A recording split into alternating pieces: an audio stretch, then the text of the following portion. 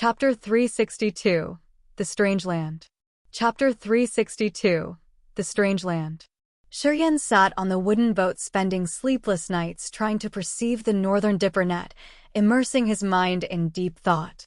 He always used his star martial spirit to connect with the 7 stars of the Big Dipper, and then borrowed the force from the 7 stars of the Big Dipper to condense into the northern dipper net. Gradually, he had a deeper understanding of the creation of the northern dipper net. Within 3 minutes, he could borrow the star power to condense 7 meteorites out of the northern dipper net. Once the condensation of the northern dipper net was successful and he could create the spiritual connection with star power, he could then comfortably control and attack any target he wished. Once the 7 meteorites collided with each other and burst out, the power generated was enough to injure the Sky Realm warrior severely. Although their power was no match for the combination of the 3 living forms, the ice-cold flame, the Holy Spirit God, and the earth flame, he could freely use it without worrying that it would drain out. The most important thing was that he somehow didn't feel the current northern dipper net at its ultimate form. Shuryen had a premonition that the more profound his comprehension of the meaning of the stars was, the more powerful the northern dipper net would be. One day, the wooden boat suddenly entered a dark, boundless sea area. The strange and mysterious scene around had woken him up. Raising his head to look at the gray misty fog, he felt the peculiarity. He then suddenly released his soul consciousness to observe his surroundings. As soon as Shuryen's soul consciousness left his sea of consciousness, it was instantly tied up as if mud was binding it. It didn't dissipate, but it couldn't reflect the surrounding environment to the sea of consciousness either. In this sea area, the murky fog shrouded over his head like a huge cage, which seemed to have strange magic that prevented any warrior who entered this area from using his soul consciousness to sense the situation. With a slight change in his face, Shuryen rested his mind and meditated. He then suddenly realized that the connection between the star martial spirit and the stars in the sky had been cut off. He no longer felt the power of the stars in the sky, and he couldn't borrow that power to look through the misty fog. He thus figured out where he was. The dark magnetic noxious mist. It was the extreme eastern edge of the endless sea, which was the most mysterious and evil sea area, enveloped by a thick fog for billions of years. Inside this dark magnetic noxious mist, soul consciousness couldn't work. Other powers of the heaven and earth were also affected by this dark magnetic field and thus had no effect here. This mysterious sea area could influence warrior souls, making them fall into strange fantasies. Heaven and earth aura didn't exist here either. Standing on the wooden boat, closing his eyes to sense around for a while, Shuryen was eventually certain that he had come to his desired destination. On the Sun Island, Xia Xinyan used to tell him about both mysterious and strange things in the dark magnetic noxious mist.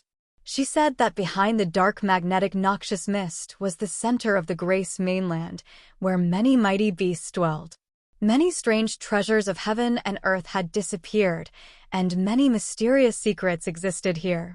It was a good place for warriors to cultivate themselves in following the dark path. The current situation of the Endless Sea was very complicated. Warriors from all over were searching for his whereabouts. After the division of the 3 living forms, his real realm was only the Nirvana realm.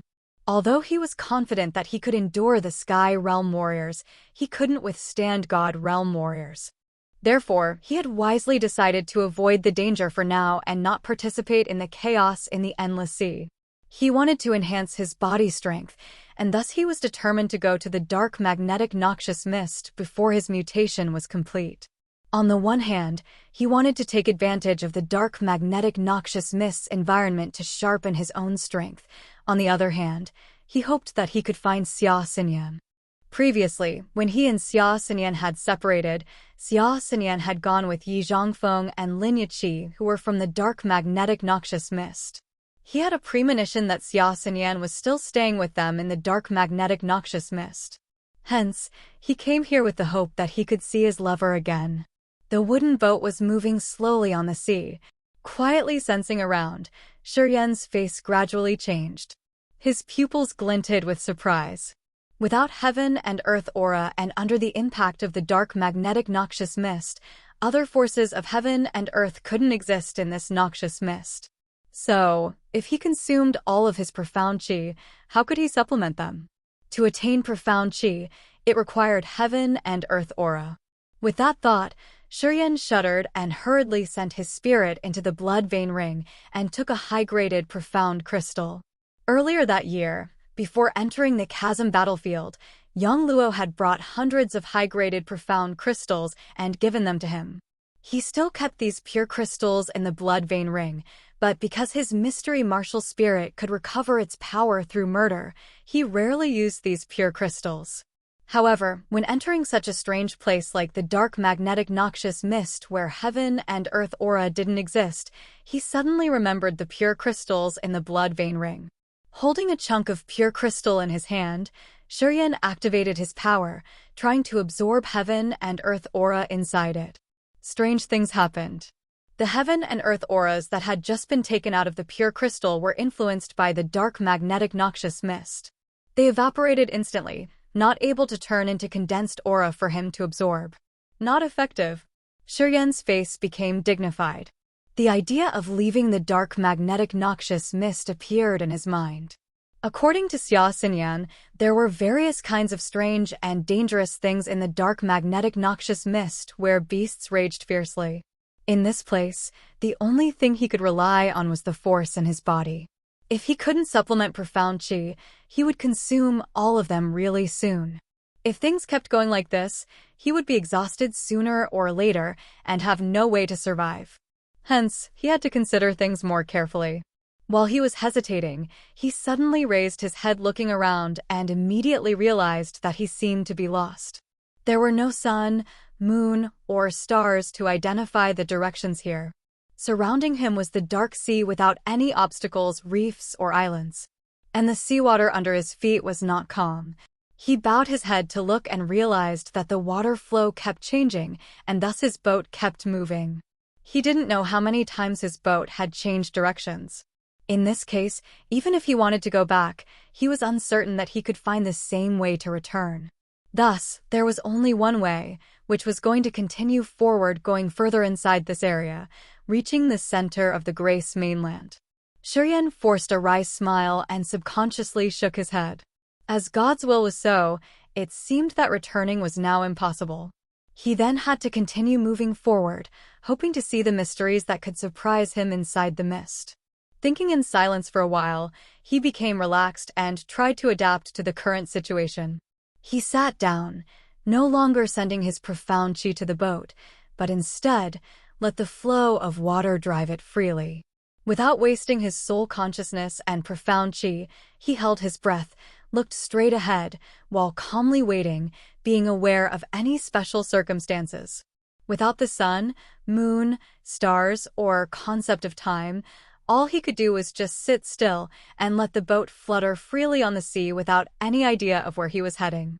One day later, Shuryen's eyes brightened up. His wooden boat suddenly floated up into the air and slowly flew forward. The strange thing was he wasn't using any force. In the thick misty fog ahead, he could vaguely see a huge black shadow.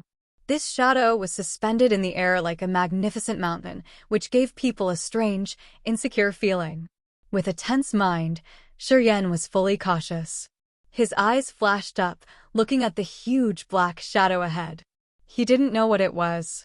The wooden boat slowly approached as the silhouette of the shadow gradually became clearer. It was a mountain indeed.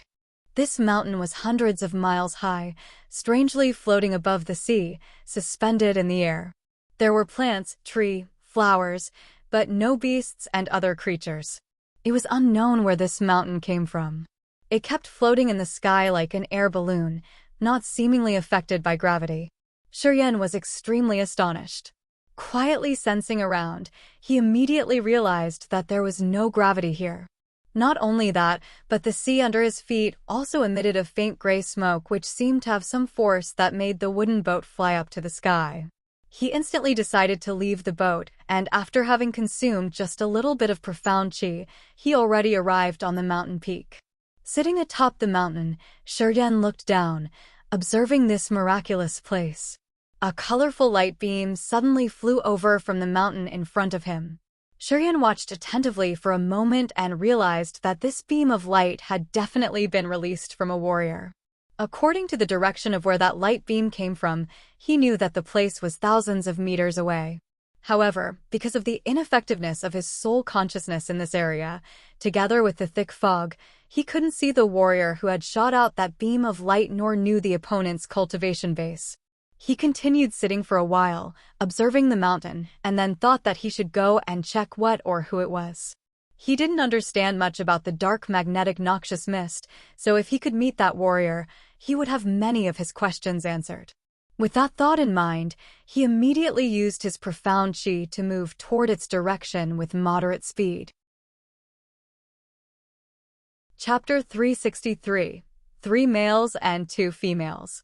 Chapter 363. 3 Males and 2 Females. A 1,000-meter-high mountain was suspended above the sea. A dazzling light beam dashed over from behind the mountain accompanied by soft sounds, which were like the beasts roaring in the distance. Shurian stopped moving to watch that beam of light with cold eyes and carefully observe it. He then realized that the light contained extraordinary power and the warrior behind the mountain should have the cultivation base in the second or third sky of Nirvana realm, or maybe in the sky realm. He secretly asked himself how intimidating that realm was, and at the same time, he tried to observe if there were God realm warriors or not. After that, he then felt more secure and quietly moved forward. Without gravity, when his body moved, it looked like a soft, elegant willow dashing forward with breakneck speed. In only 3 minutes, he already arrived at behind the mountain. Hiding under a cliff, he quietly stuck his head out and observed the fight behind the mountain. 5 warriors were holding various secret treasures, violently fighting with 3 golden ice snow dragons. The group consisted of 3 males and 2 females. All of them were still very young, around 20 years old. The 2 girls had beautiful, slender bodies as well as profound cultivation bases which seemed to be in the sky realm. The 3 males had sturdy bodies and prominent appearances. 2 of them had blonde hair, blue eyes, and had the third sky of Nirvana realm cultivation base. They should be brothers, as they looked quite alike. The other one was a little bit younger. His face was long and pointed, his eyes were cold, and he also had the third sky of Nirvana realm cultivation base. 3 males and 2 females together fought with 3 golden ice snow dragons. They were taking the upper hand in this battle. There was another golden ice snow dragon's body on the ground on the side. Blood was dripping out from its head. Its demon crystal should have been taken by those people. Golden Ice Snow Dragon was the 6th level beast, which could be compared to a Nirvana realm warrior. It had great strength and a sturdy build. Ordinary weapons could hardly injure it, and thus it was tough to deal with. These 5 warriors with their outstanding abilities had jointly killed 1 Golden Ice Snow Dragon. As for the remaining 3 Golden Ice Snow Dragons, one of them was severely injured. Its tail had been cut off with blood and flesh blended stickily. It was continually roaring and resisting. As he watched the fight in front of him, he realized that the 3 Golden Ice Snow Dragons didn't seem to be able to withstand the others' attacks any longer. They would soon be killed like the other dead Golden Ice Snow Dragon. It was unknown where these 5 young warriors came from and how they could have such a profound cultivation base. Together with sparkling secret treasures in their hands, they didn't look like ordinary people. Shurian had been watching them for a while, and he was secretly aghast as he realized that the martial technique of these 5 warriors was quite mysterious. They were certainly 1 level higher than the outstanding young warriors in the Endless Sea. Fragmented Blade. The female in a silk gown with a piece of sapphire tied on her waist suddenly shouted. The many sword lights that shot out from her jade-like hand were snow-white, bone-chilling, and very dangerous. They instantly pierced through 1 Golden Ice Snow Dragon's body. The 5-meter-tall Tuat Long Su was abruptly stagnant in the air while its body emitted beautiful lights, splitting into different blocks. It had been slashed to death without shedding a drop of blood. Seeing that Golden Ice Snow Dragon killed, the remaining 2 were finally panicked, ran away in 2 different directions. One of them was severely injured and blocked by the 4 people. Various attacks were cast out, striking and throwing that Golden Ice Snow Dragon back to the sky. The other golden ice snow dragon, which was not wounded, let out a roar, dashing toward the place where Shiryen was hiding with breakneck speed. The female in the silk gown suddenly swung her arms, leaped up, and quickly chased after that golden ice snow dragon like a cyclone. The distance between her and that golden ice snow dragon was getting closer. Shiryen stood up with his slightly changed face. That golden ice snow dragon seemed to see him, suddenly roared, and opened its mouth, bursting out a stream of icy silver light. "Stop it!" As the female, who was chasing that golden ice snow dragon, saw Shiryen hiding there, she quickly called him out for help. Shiryen's face darkened. When he saw that silver light approaching, he raised his hand, blasting the life seal. 7 handprints merged into one and struck the golden ice snow dragon. Boom! The golden ice snow dragon was bombarded by the life seal and bounced backward. The icy silver light that dashed toward Shiryen was melted by the heat of the earth flame and disappeared, leaving no trace. Right after being hit by the life seal, the last golden ice snow dragon was then attacked by the girl's fragmented blade even before it could stabilize its body. It was split into 16 blocks of meat floating in the air and fell away slowly. Shiryen's eyes flashed up, staring at that golden ice snow dragon's body. He realized that after it had died, those blocks of meat seemed to be affected by gravity and thus instantly fell on the mountain. The girl who had used a secret technique to behead the golden ice snow dragon quickly flew over. Her fingertips shot out a slender beam of silver light toward that golden ice snow dragon's head, and then took out a sparklingly bright demon crystal. While she had been casting out her attacks to kill this golden ice snow dragon, the other 4 warriors had also succeeded in exterminating the other injured one and harvesting 1 demon crystal. A while later, the 5 warriors gathered in together atop the mountain, looking toward Shiryen. Shiryen was standing on a cliff, observing with knitted eyebrows. He hesitated a little bit before moving toward those 5 warriors. He stopped when he was about 20 meters away from them, secretly on the alert. "Where are you from?" The girl in the silk gown, who was quite tall, squinted her eyes looking at him and asked while her hands were still playing with the demon crystal. "The endless sea." Shiryen contemplated for a moment before calmly replying. "Endless sea?" The girl seemed to be a little hazed, looking at the other beautiful girl next to her, and asked gently, "Kai, have you ever heard of that place?" Through the dark magnetic noxious mist toward the west, it is said that there is a sea area where plenty of warriors gather. It seems to be the endless sea. The girl, whose name was Kai, wore many colorful bracelets. Every time she swung her arms, crisp and sweet sounds resounded. She revealed a faint smile with a slightly despising look on her face and said, "Aya, the endless sea is a barbaric place. Although there are some powerful warriors there, it is still far less than our divine land. I have heard that the ancestors in the endless sea were warriors who couldn't develop in divine land, and thus they had crossed the sea to the endless sea, starting to live and form their forces there until now." The girl named Aya slightly nodded without saying anything else. The 3/3 sky of Nirvana realm men threw a disdained look at Shiryen. One of them, who was wearing a cold face, also whispered, "Turns out he is an immigrant from an undeveloped area." Shiryen arched his eyebrows but didn't say anything. He was actually surprised. In his eyes, the endless sea was a vast area. A lot of warriors there were much stronger than those in the Merchant Union.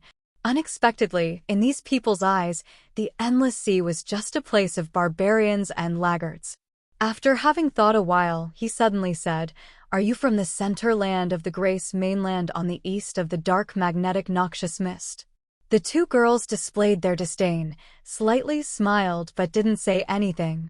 The other 3/3 sky of Nirvana realm men proudly nodded with superior manners. Shiryen had originally wanted to check with these 3 men about the situation around. However, as he saw their arrogant attitude, he felt disgusted, and the intention of talking with them had soon gone. He nodded with a cold face, clasped his hands, and said, "See you again." After talking, he turned around and walked away. "Wait a minute," Aya suddenly spoke up. Shiryen shuddered, but his face didn't change. He was secretly well prepared. If something bad happened, he would immediately start to take actions first. The 5 of them with high cultivation base, miraculous martial techniques, as well as secret treasures in their hands were all outstanding talents like Yi Zhongfeng and Lin Yiqi, those whom he admired. If they really had wicked intentions, he had to use all of his power to be able to escape. Having come to this world for only 1 or 2 days, he understood well the danger of this place. He clearly knew that a powerful warrior here could kill someone else without any reasons. What is it? Shurian asked as he turned his head around, revealing a smile like he didn't take any precaution, and looked at her with calm eyes. You helped me earlier, so I give you a part of this demon crystal as a reward. Aya's words were simple and gentle. While she was talking, a dagger emerged in her hand, cutting the demon crystal into 3 parts. She then snapped her fingers, and one piece of the demon crystal flew toward Shurian. Swoosh. Aya. Each demon crystal in this dark magnetic noxious mist is very precious. Why are you wasting it? It turned out that was the man with cold temperament. Borg, my father has taught me that when you owe someone a favor, you always have to repay it. Aya slightly squinted and said with a cold tone. We should give him that part of the demon crystal. Without him, no one could have killed that golden ice snow dragon. It is fair. Do you have a problem with what I am doing? Right after she had finished her words, a dangerous aura suddenly was emitted from her body. Chapter 364, Virtue and Evil. Chapter 364, Virtue and Evil. The young man whose name was Borg instantly realized that the aura was coming from her body. His face slightly changed. He frowned and said, Aya, I don't want this demon crystal for myself either. I just feel he will not be alive for long here. In this dark magnetic noxious mist, only demon crystals of the beasts can be used to supplement the consumed profound chi. Each demon crystal here is precious. As we have just entered this place, we need to try our best to gather more demon crystals and shouldn't waste any of them. After talking, Borg threw a cold glance at Shurian and said arrogantly, this kind of immigrant from the laggard area will die anyway, even if he has demon crystals. Giving it to him is such a waste. Shurian slightly frowned. At first, he hadn't been interested in demon crystals of the snow dragon and had intended to refuse Aya's kindness. However, after having heard that guy back catch say that the demon crystals could supplement profound chi in the dark magnetic noxious mist, he immediately changed his mind and determinedly decided to fight for it. That was why he didn't refuse it but looked at Aya to see what she would say. I said give it to him. Didn't you hear me? Aya's countenance was getting worse and worse.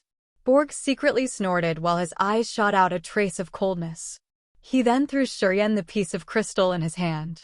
The speed of his throw was so fast that it made the piece of crystal screech like a weapon, piercing through the air like a shooting star. Shurian's face remained unchanged. Seeing the crystal approach, he raised his hand and clenched his fingers. A flow of bright light flew out from it. Swoosh, swoosh, swoosh.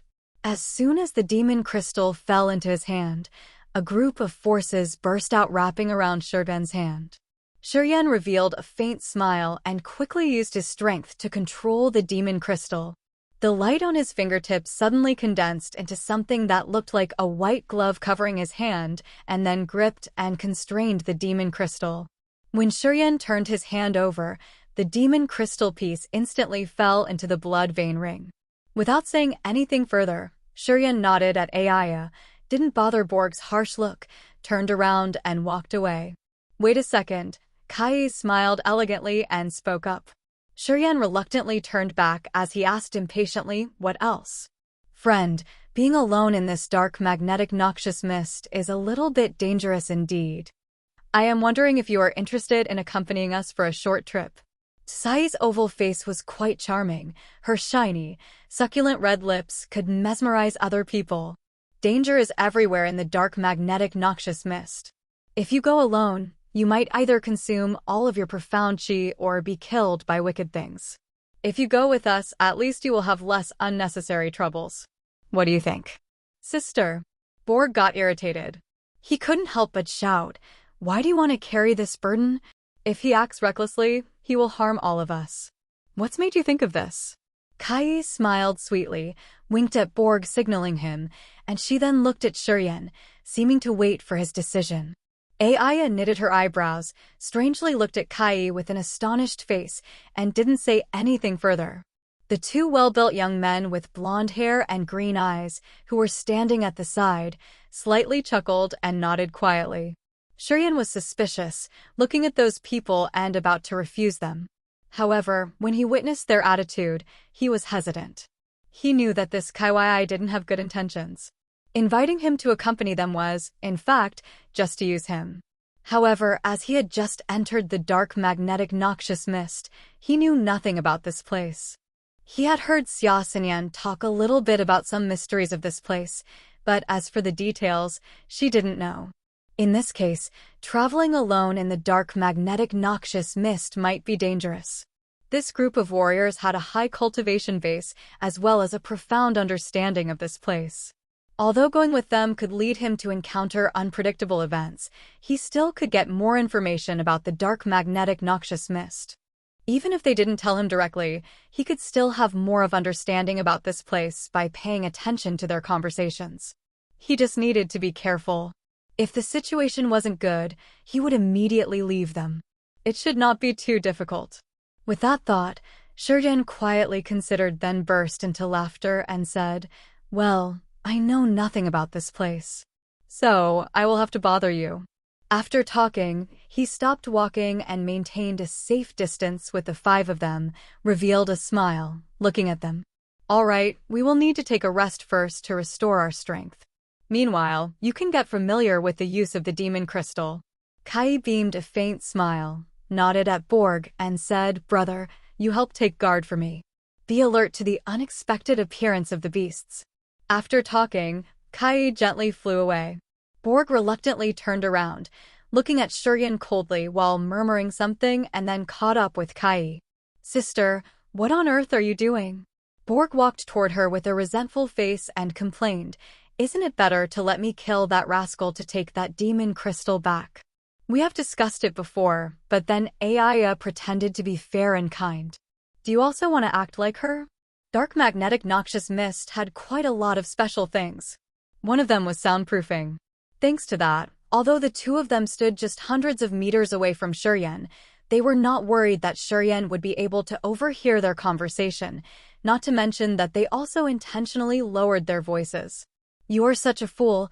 As soon as Kaiwai had flown away, her smiling face instantly became cold while her beautiful eyes emitted an icy aura. She sneered and said, "That guy is only in the second sky of Nirvana realm. You can easily kill him, but if you do so, you will consume more of your profound chi. Do you know how important profound chi is in this place? How long we can survive depends on it. Wasting it means you will die faster. Are you stupid or what?" Seeing her cold face, Borg was a little scared and couldn't even speak normally. "But that demon crystal. Can 1/3 of the demon crystal be enough to make up for the profound chi that you would have to consume to kill him?" Kai snorted coldly. Borg was stunned a little bit and then shamefully said, "No." "Idiot." Kai bluntly cursed. "Do you think that Aya really wanted to give up 1/3 of the demon crystal? She just wanted to use it to entice the opponent and thus weakened our strength. With your personality, after being scolded by her, you would sneakily leave us and kill that rascal? If you do that, you already fall into her trap." Borg's face changed instantly. "If you leave us and you will be on your own. What you gain is far less than what you will lose, even if you can get that demon crystal.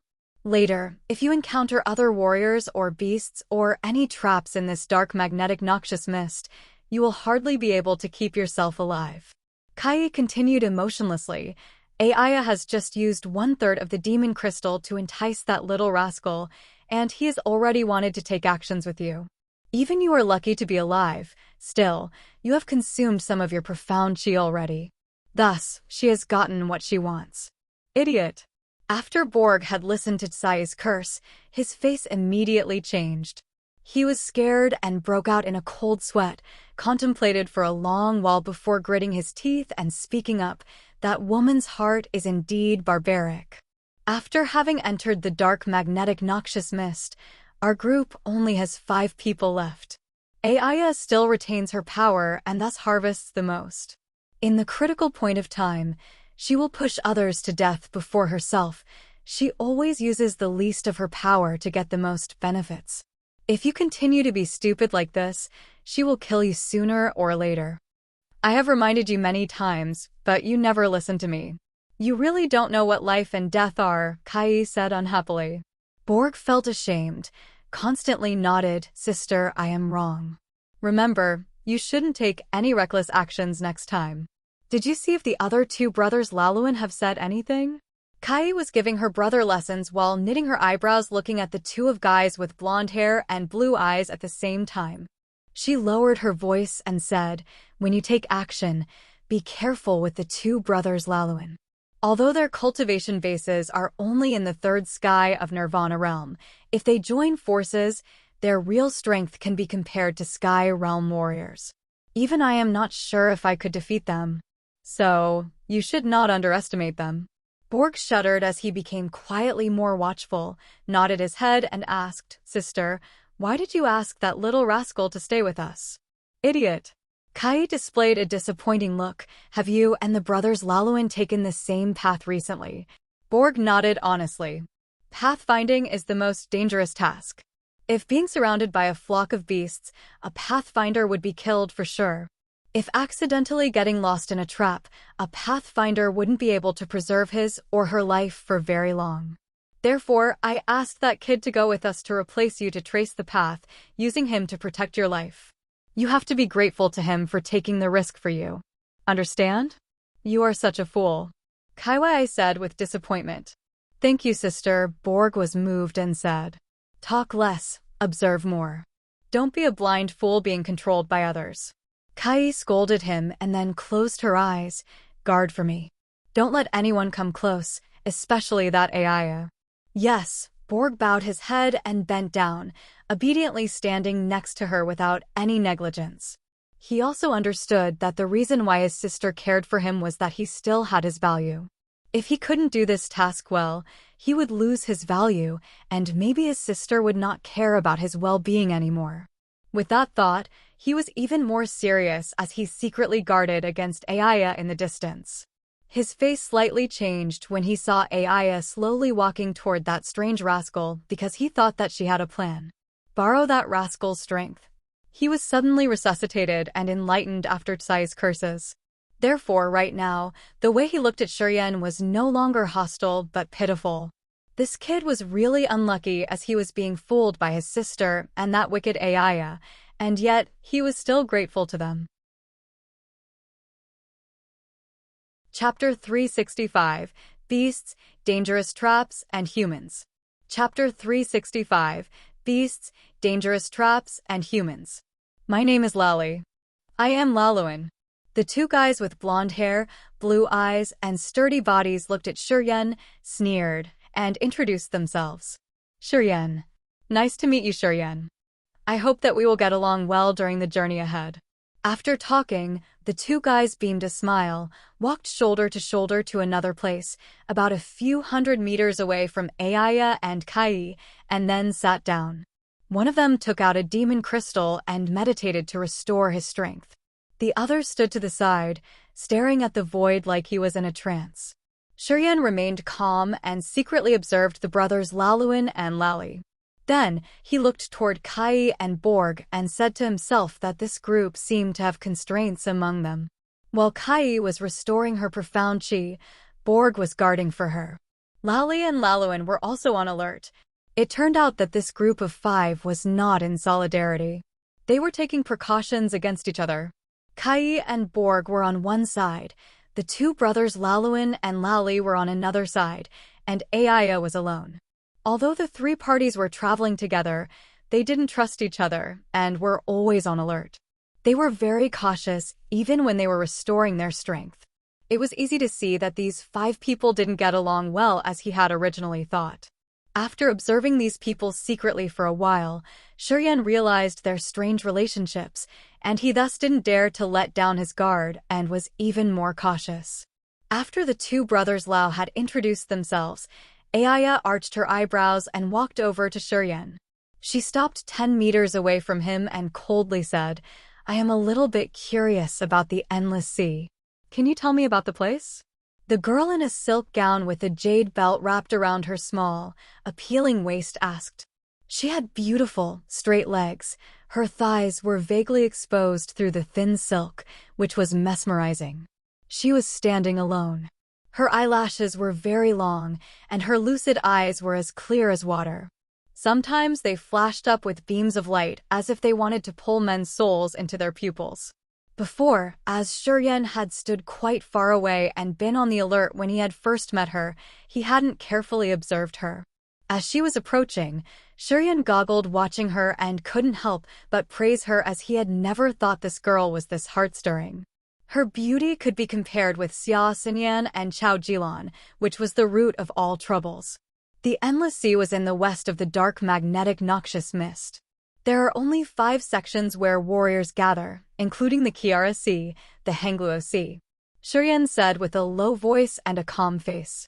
He told her about the situation of the Endless Sea, but didn't mention the forces there, the invasion of the 4th demon area and the 7-fold underworld, nor about his origin or his situation in the Endless Sea.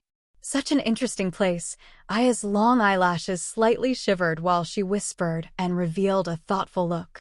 After a long while, she suddenly looked toward him and curiously asked, "Why do you come to this dark magnetic noxious mist? Did you come here to get to the Grace mainland?" "I come here to temper myself," Shuryen said indifferently. "I have encountered a bottleneck during my cultivation.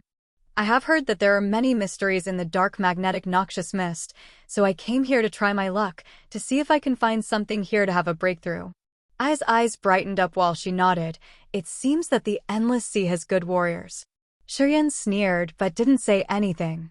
The dark magnetic noxious mist has 3 fatal dangers: beasts, dangerous traps, and humans. Aya hesitated a little bit and then said gently, "Beasts are the easiest to deal with.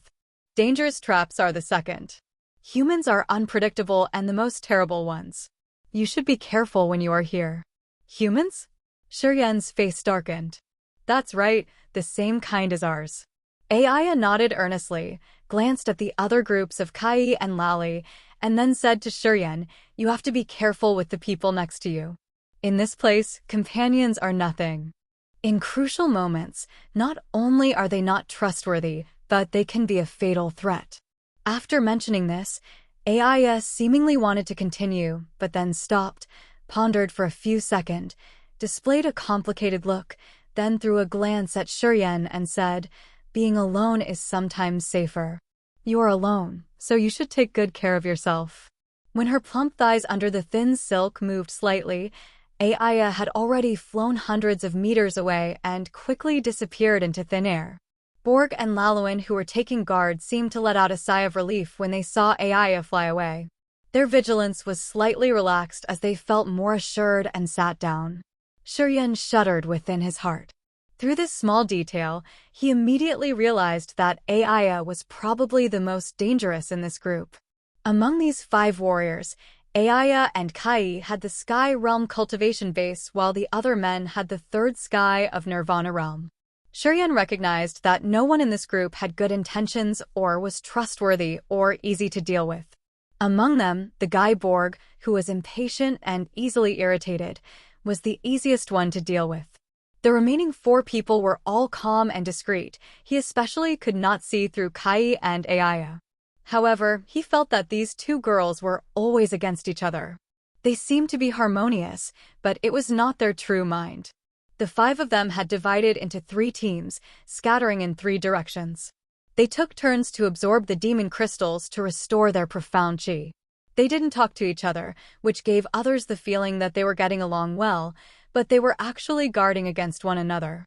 After carefully observing for a while, Shuryen regained the calmness in his heart. He quietly backed off and stopped when he was 800 meters away from Laluan and Laoli, who were nearest to him. Looking around, he noticed that behind him and to his sides were rocky mountains, and thus the predictable danger could only come from the front. He sat down, took 1/3 of the demon crystal out, and started to absorb the power inside it. Different from other demon crystals, this demon crystal had been taken out from the beast's body in the dark magnetic noxious mist, and thus it could adapt to a particular environment, not able to be dissipated. Demon crystals were indeed nutrient supplements for the power's restoration. Golden-Eye Snow Dragon was a 6th-level beast, which was equivalent to a human Nirvana realm warrior. The power of this piece of demon crystal was not vigorous anyway. Demon crystals, after all, were not pure chi. The loss of the crystal's power was inevitable after it was converted into available profound chi for warriors to use. After the power of this 1/3 demon crystal piece was converted, Shurien could only absorb half of it, which was equivalent to 1/10 of his profound chi. Before that, when he had cast out the life seal, he hadn't consumed much of his profound chi. This small piece of demon crystal helped him not only restore the amount of the consumed profound chi when he had used the life seal earlier, but also reinstate a part of the amount of the depleted profound chi from the past few days. While meditating and waiting for the demon crystal piece in his hand to become a useless stone, he felt the profound chi in his body about to reach its peak, around 9 out of 10 parts. Although he didn't reach the peak yet, he was already satisfied. He squinted as he looked ahead and saw Laoli and Kai had completed their power restoration and were keeping watch for Borg and Laoli to meditate. No one knew where Aya had gone. As she was alone and didn't trust anyone, she obviously had to choose a remote corner to ensure that there would be no unexpected events taking place during her meditation. Shurien carefully observed everything and continued to maintain his meditating posture. After a long while, Borg and Laluin completed their power restoration. The 4 of them then gathered in one place and waved at Shurien. Shurien stood up and walked toward them while still staying alert. When he was around 10 meters away from them, he stopped and comfortably asked, "Should we continue on our way?" He quietly observed them and found out that Borg's hostility had weakened compared to earlier.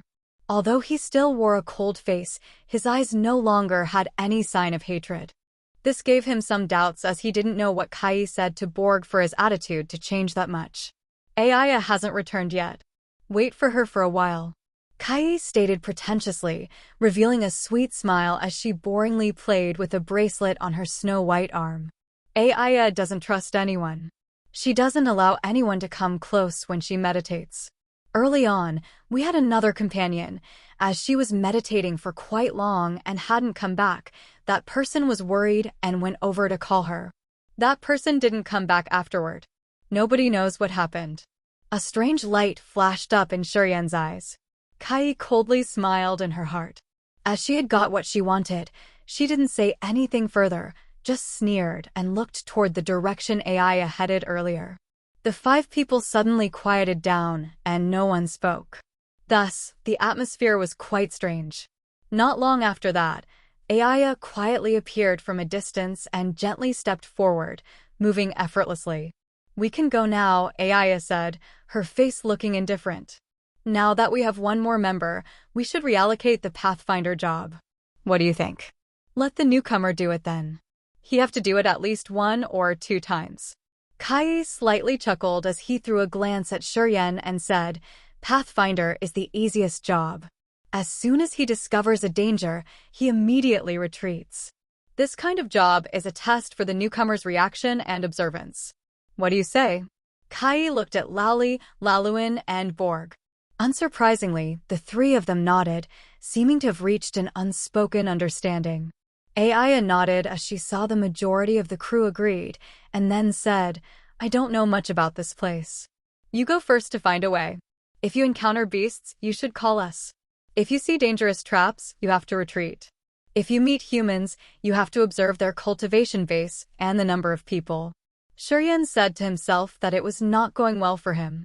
After linking thoughts in his mind, he finally beamed a smile, nodded in agreement to take the task, and said, "Not a problem."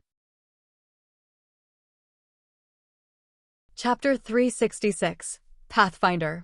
Chapter 366, Pathfinder. Shurien was reluctant.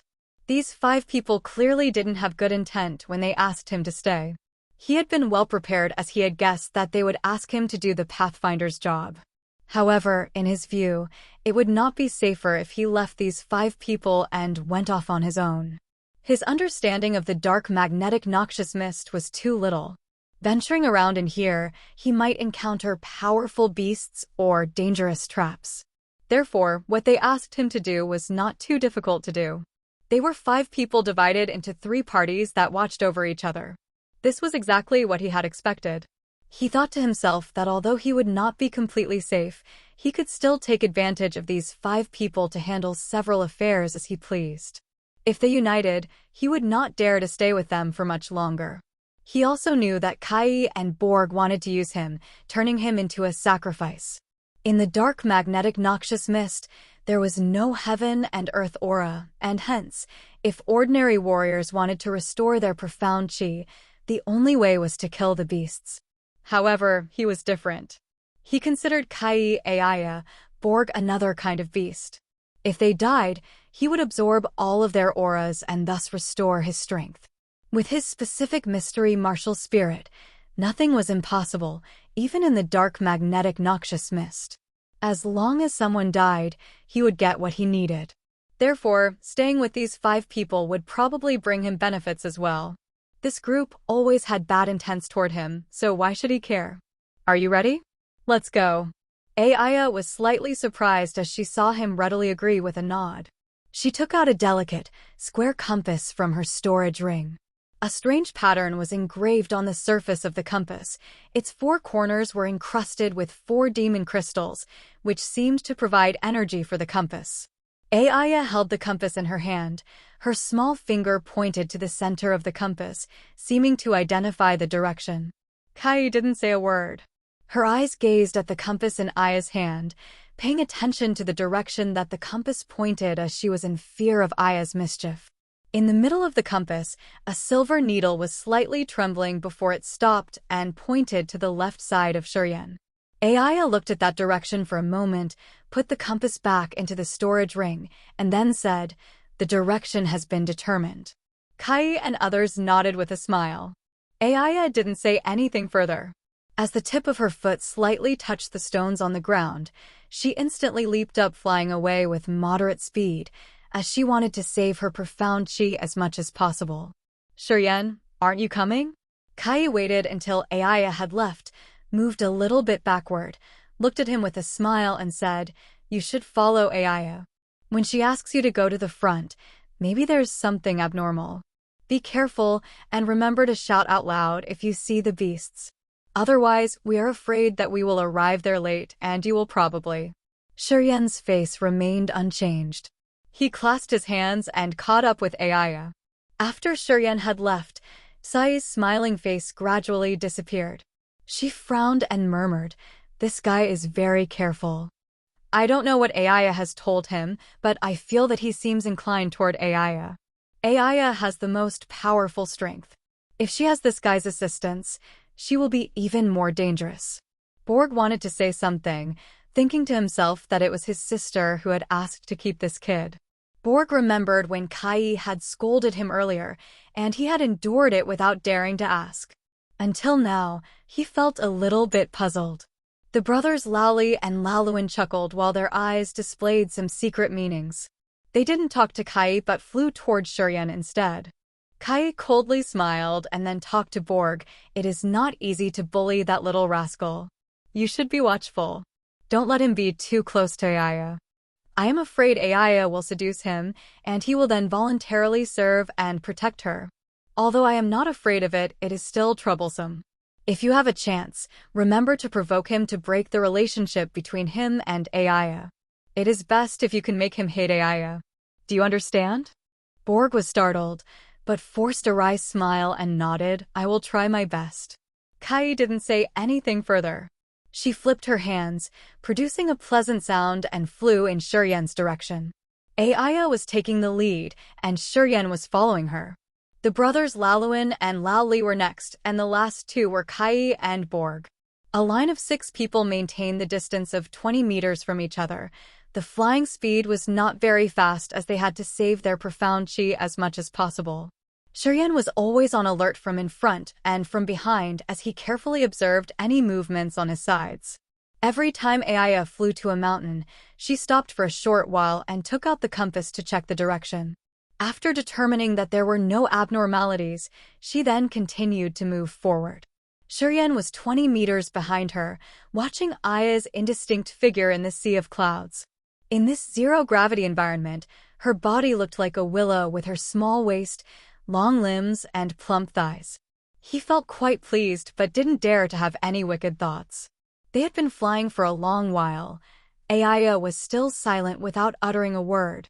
She took out the compass to check every time she stopped in front of a mountain and then hurriedly left, not asking Shuryen to scout.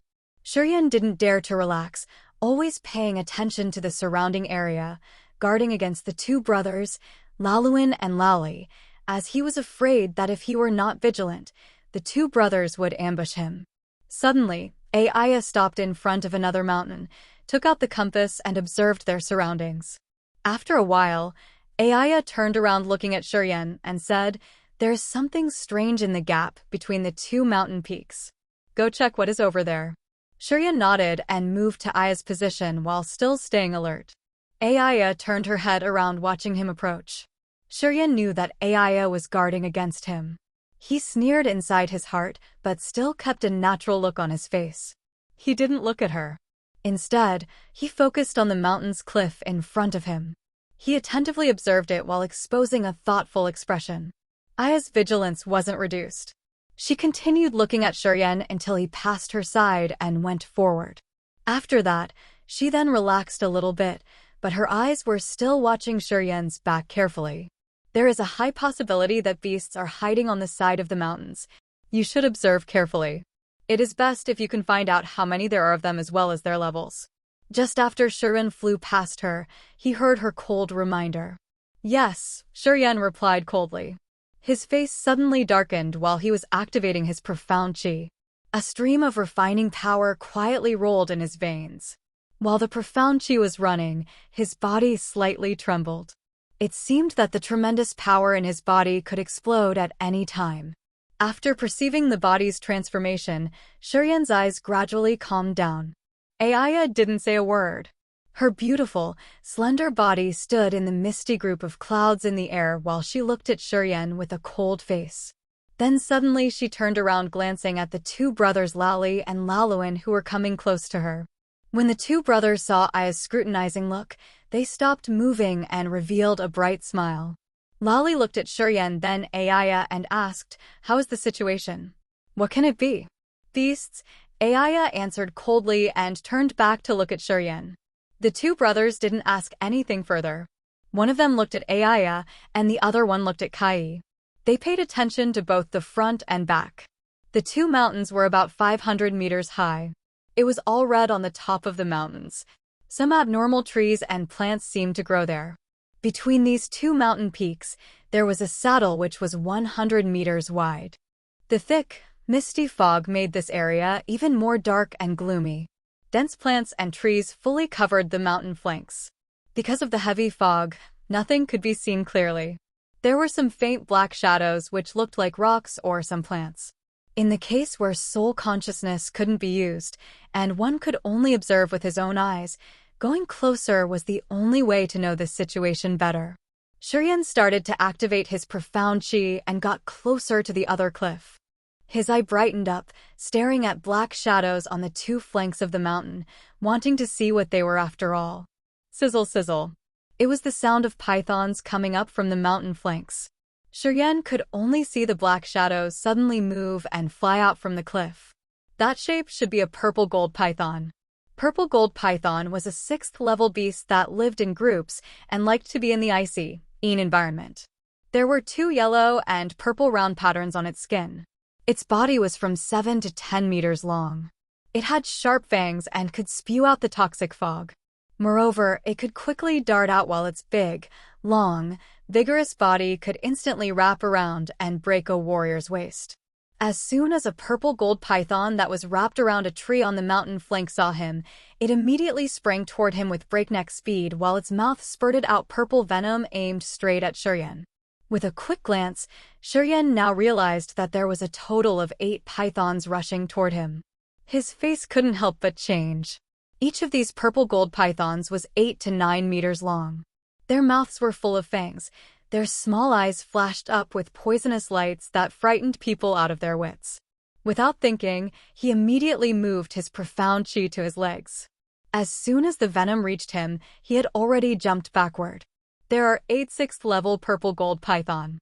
Shurian's figure retreated as fast as lightning and then stopped around 100 meters in front of Aya. He turned his head around and shouted, "Kill them." Aya's eyes brightened up. Her face was a little excited. Her body dashed toward the group of purple gold python like a sharp spear. Chapter 367, The God's Soul's Secret Treasure. Chapter 367, The God's Soul's Secret Treasure. 8 purple gold pythons arched their heads and waved their tails, diving out from the cliff with incredible speed. Terrifying eyes flashed up, looking brutally at Shurian. Shurian snorted coldly and stood still on the spot waiting for the purple gold pythons to come. If he alone fought with these 8 grown-up purple gold pythons, he was not sure that he could kill them all. However, together with the other 5 people who had unpredictably profound strength, the situation would be different. Indeed, Aya's body looked like a spear that was shot out with intimidating momentum. She instantly came to his position but didn't stop. Instead, she continued to dash forward into the place where those pythons were gathering. Her slender body kept changing in the air, giving other people the feeling that they could never catch her. A bunch of dark blue lights shot out from her fingers. Those sharp lights, which were flashing on and off, contained an extremely powerful force. The dark blue lights intertwined in the void, forming a light net covering all of the pythons in just a short while. A clear shout resounded coldly. Aya curved her waist, penetrated the light net in the air, and stood opposite the group of purple gold python. Fragmented blade. After her shout, a bundle of icy light shaped like a sword flew toward the group of purple gold python. The 2 purple gold python in the front were slashed down and split away even before they could spurt out their venom. Under the control of Aya's 5 fingers, 2 pellucid demon crystals instantly fell into her palm and then disappeared into the storage ring right after the ring had flashed up. Behind her, the 4 people of Lali's and Sai's group were worried as they saw Aya had quickly taken the 2 demon crystals first. Thus, they put all their strength into flying over. A bundle of pink light beams suddenly glinted and zoomed across Shurian, rushing forward to fight for the demon crystals of the purple gold python. Kai was as charming as a fairy. Her clothes fluttered while the bracelet on her pale arm suddenly flew out, producing a terrifying whistle and dazzling lights.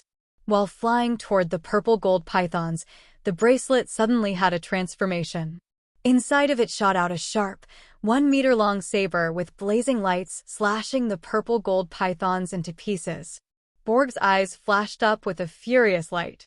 A pellucid, 1-meter-long sword flew out from his sleeve and instantly turned into a giant 300-meter-long dragon, raising its face up to the sky, howling, opening its mouth and swallowing a purple gold python whole. A bunch of chilled silk inside that crystal dragon's belly wrapped around the purple gold python and then crushed it within seconds. The 2 brothers loudly chuckled while both of them were standing on a purple gold python, controlling its mouth, preventing it from moving. A mighty power burst out from their bodies as they continuously punched the purple gold python's body. In moments, the python turned into a sticky pulp of flesh and blood. Shurian stood at the side, frowning and looking at the 5 people killing the purple gold python. Very quickly, they had harvested all 8 demon crystals.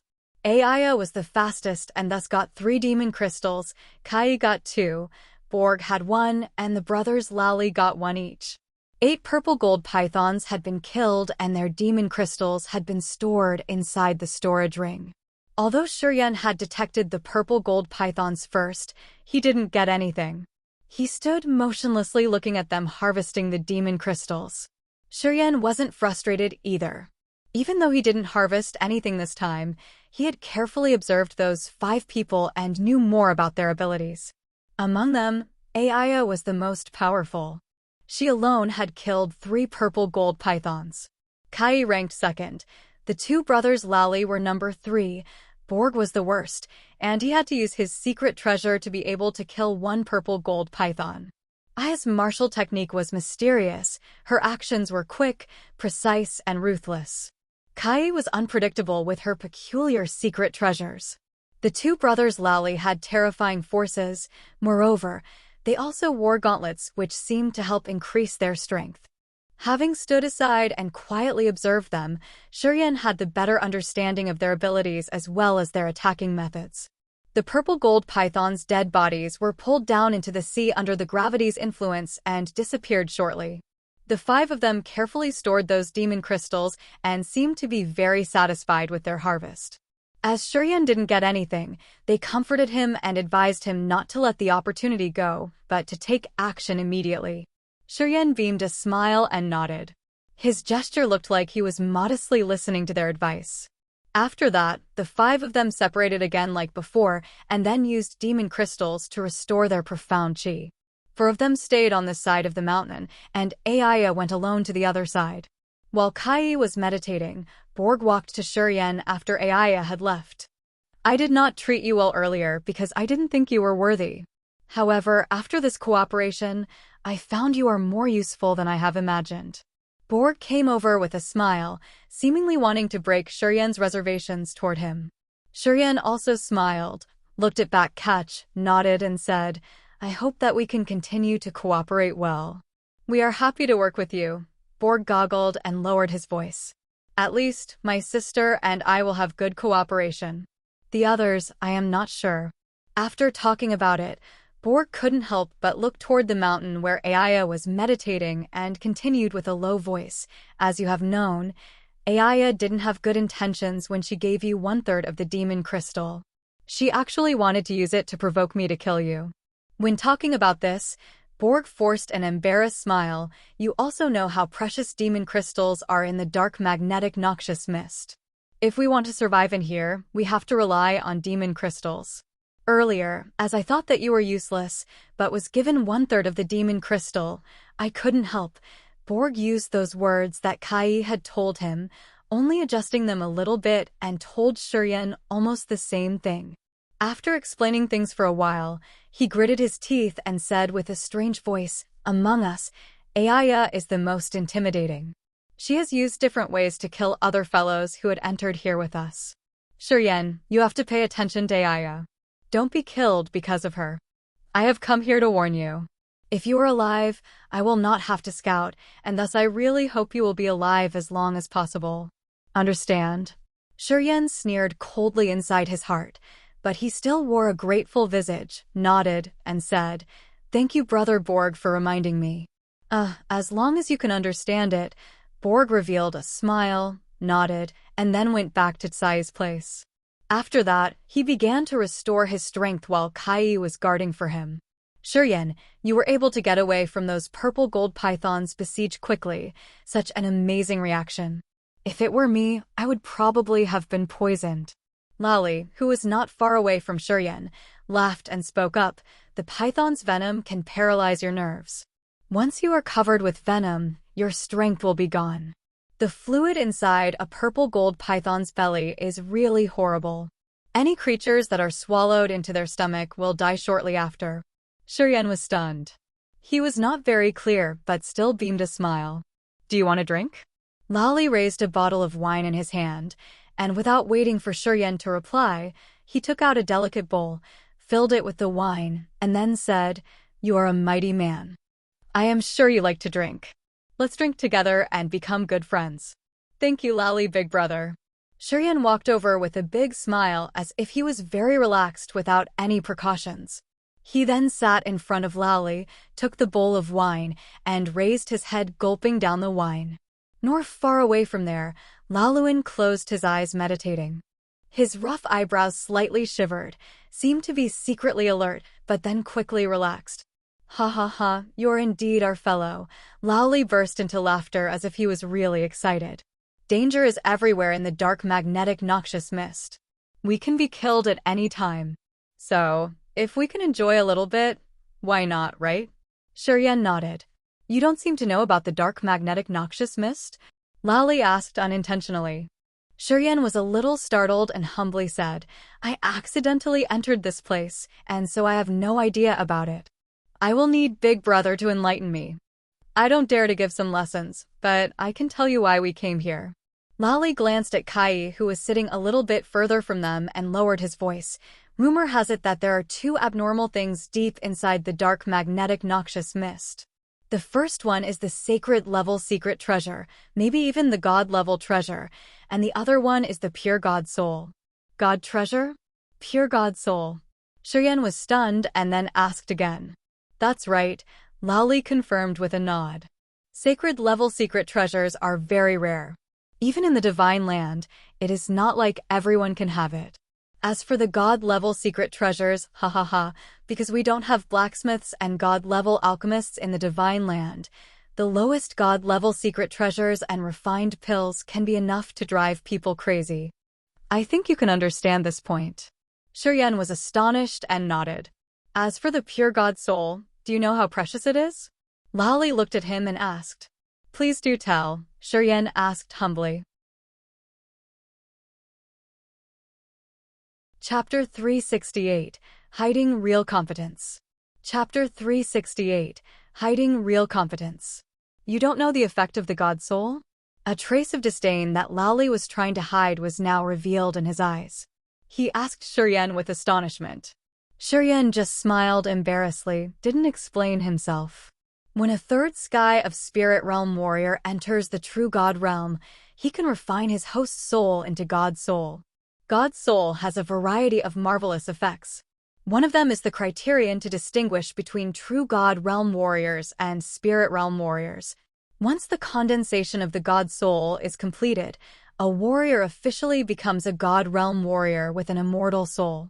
Thus, even if he was dead, he can always use the god soul to be revived. Except for some specific techniques and secret treasures that can destroy the god soul, it is very hard to get rid of. We can say that it is the root of the true god realm warrior strength, said Lally with a solemn voice. Shiryan was stunned for a while before revealing a wry smile and then said, In the endless sea, we don't have true god realm warriors, that's why.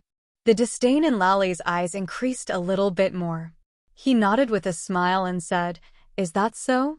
It seems that warriors of the endless sea are indeed not as good as our divine lands. In divine land, not only are there true god realm warriors, but there are also more than one. The true god realm warriors in divine land are the supreme existence, the ones in power, and the pillars of divine land, the land. Shiryan said with surprise, divine land deserves to be the center of Grace mainland. That is obvious. A trace of pride flashed up in Lally's eyes. Only warriors of divine land can have a deep understanding of martial arts. All kinds of supernatural powers originate from our divine land. Shiryan beamed a faint smile, nodded without saying anything more. From Lin Yiqi and Yi Zhongfeng, he had faintly known that behind the dark magnetic noxious mist was the Grace mainland. The level of the warriors in divine land was indeed better than that of the warriors in the endless sea. The supreme warriors of the endless were only in the spirit realm, while those of the divine land were in the true god realm. It was obvious to tell which one is better. Spirit realm was already god in ordinary warriors' eyes. However, Shiryan had heard that spirit realm warriors in true top-class warriors' eyes were only false gods. A false god and a true god were as different as chalk and cheese. Some people said that true god warriors had the support from the god's powers and possessed earth-shaking supernatural strength. A false god couldn't be compared to it. What are the marvelous features of the pure god soul? Shiryan's heart was agitated. His curiosity was too big that he couldn't help but ask. Some people have said that there is a strange land inside the dark magnetic noxious mist. After the true god realm warriors are dead, their souls are still bounded with their bodies due to the impact of some particular circumstances. During many months and years, all the memories are worn out, and only the profound perception of martial arts remains. Lally took a deep breath. His eyes glinted with hot flames. God's soul in the strange land doesn't have memory, but the perception of martial arts. It is the martial arts perception of the true god realm warriors. Shiryan said in shock, You were saying that? Lally nodded. Flames in his eyes were intensified. He said, Once we can get the pure god soul, we can perceive their martial arts. Can you imagine how the transformation would be? Shiryan was dismayed, but at the same time, he couldn't restrain his greed. Why did Xia Xinyan have that endless potential? Why didn't she have any bottlenecks? Once the power in one's body reached a certain level, that person had to overcome bottlenecks to enter a new realm. It was because of the reincarnation martial spirit. The reincarnation martial spirit was terrifying. It could use the power of reincarnation, but the feature that had frightened people the most was the past life martial arts comprehension. With that comprehension, Xia Xinyan didn't need to worry about bottlenecks, and she would never encounter a possessed by the devil state. Once her strength had accumulated to a sufficient degree, she could easily enter a new realm. Was the pure God soul as effective as the reincarnation martial spirit? If Shuryen could just ignore bottlenecks, with the mystery martial spirit in his body, he could go all the way to enter the true God realm. His heart was stirred up. Shuryen's eyes couldn't help but shoot out burning lights. It seems you are very clear about the benefits of the pure God soul. Lali faintly smiled, poured another bowl of wine for Shuryen while he also helped himself with a big bowl of wine, and then said, "Frankly speaking, the purpose that people enter this dark magnetic noxious mist is for the pure God soul and the secret treasures." Shuryen quaffed his bowl of wine, quietly nodded as he finally understood why warriors of divine land were not afraid of dangers or fatal incidents, and still entered the dark magnetic noxious mist. "Thank you for telling me so many secrets." Shuryen revealed a faint smile, looked at the bowl in his hand and continued, "Also for your wine." Lali nodded, looked at him with a friendly and bright smile. "Well, we should not keep talking. We don't have too much time. We can continue ahead." "Ha ha ha, if you want a drink, you can tell me at any time. My storage ring contains only good wine, enough for us to drink for a long time." Shuryen laughed out loud and thanked him. Not long after that, Ayaya flew over from behind the mountain. She was surprised looking at Shuryen and Lali, seeming not to understand why these two people were staying at the same place. However, she didn't say anything, just looked at everyone, nodded and said, "Have you guys finished your restoration?" Kai and Lali nodded. Ayaya glanced at Shuryen and then took out the compass, identified the direction again, and continued to fly away. Everyone else followed her immediately. Shuryen continued to stay behind Ayaya, both on alert to any movements around and on watching Aya's small waist, her beautiful thighs, and her round rear end. In the dark magnetic noxious mist, there was no concept of time. Thus, Shuryen didn't know how long he had been traveling with these 5 warriors. Ayaya was leading the way. Once she detected exceptions, she would give Shuryen a signal with her eyes, asking him to go forward to explore. Every time Shuryen found beasts and escaped their attacks, Ayaya quickly dashed forward and slaughtered the beasts. Lali and Kai, who were not far behind, would also instantly rush and join the battlefield. This time, Shuryen joined the fight. He jumped into the fight, and together with the other 5, he had killed quite a big number of beasts. He had finally taken 5 demon crystals. In the battle, Shuryen always hid his real strength, and had never released all of his forces nor passed the Rampage realm. He just used the strength of an ordinary second sky of Rampage warrior to fight against the beasts. Therefore, his harvest was obviously the least. His restoration then consumed all of the demon crystals that he had gotten from the fight. Watching the beasts and observing the others' strength, he now knew better about their complicated relationship. Ayaya was quite cold toward him and rarely talked to him.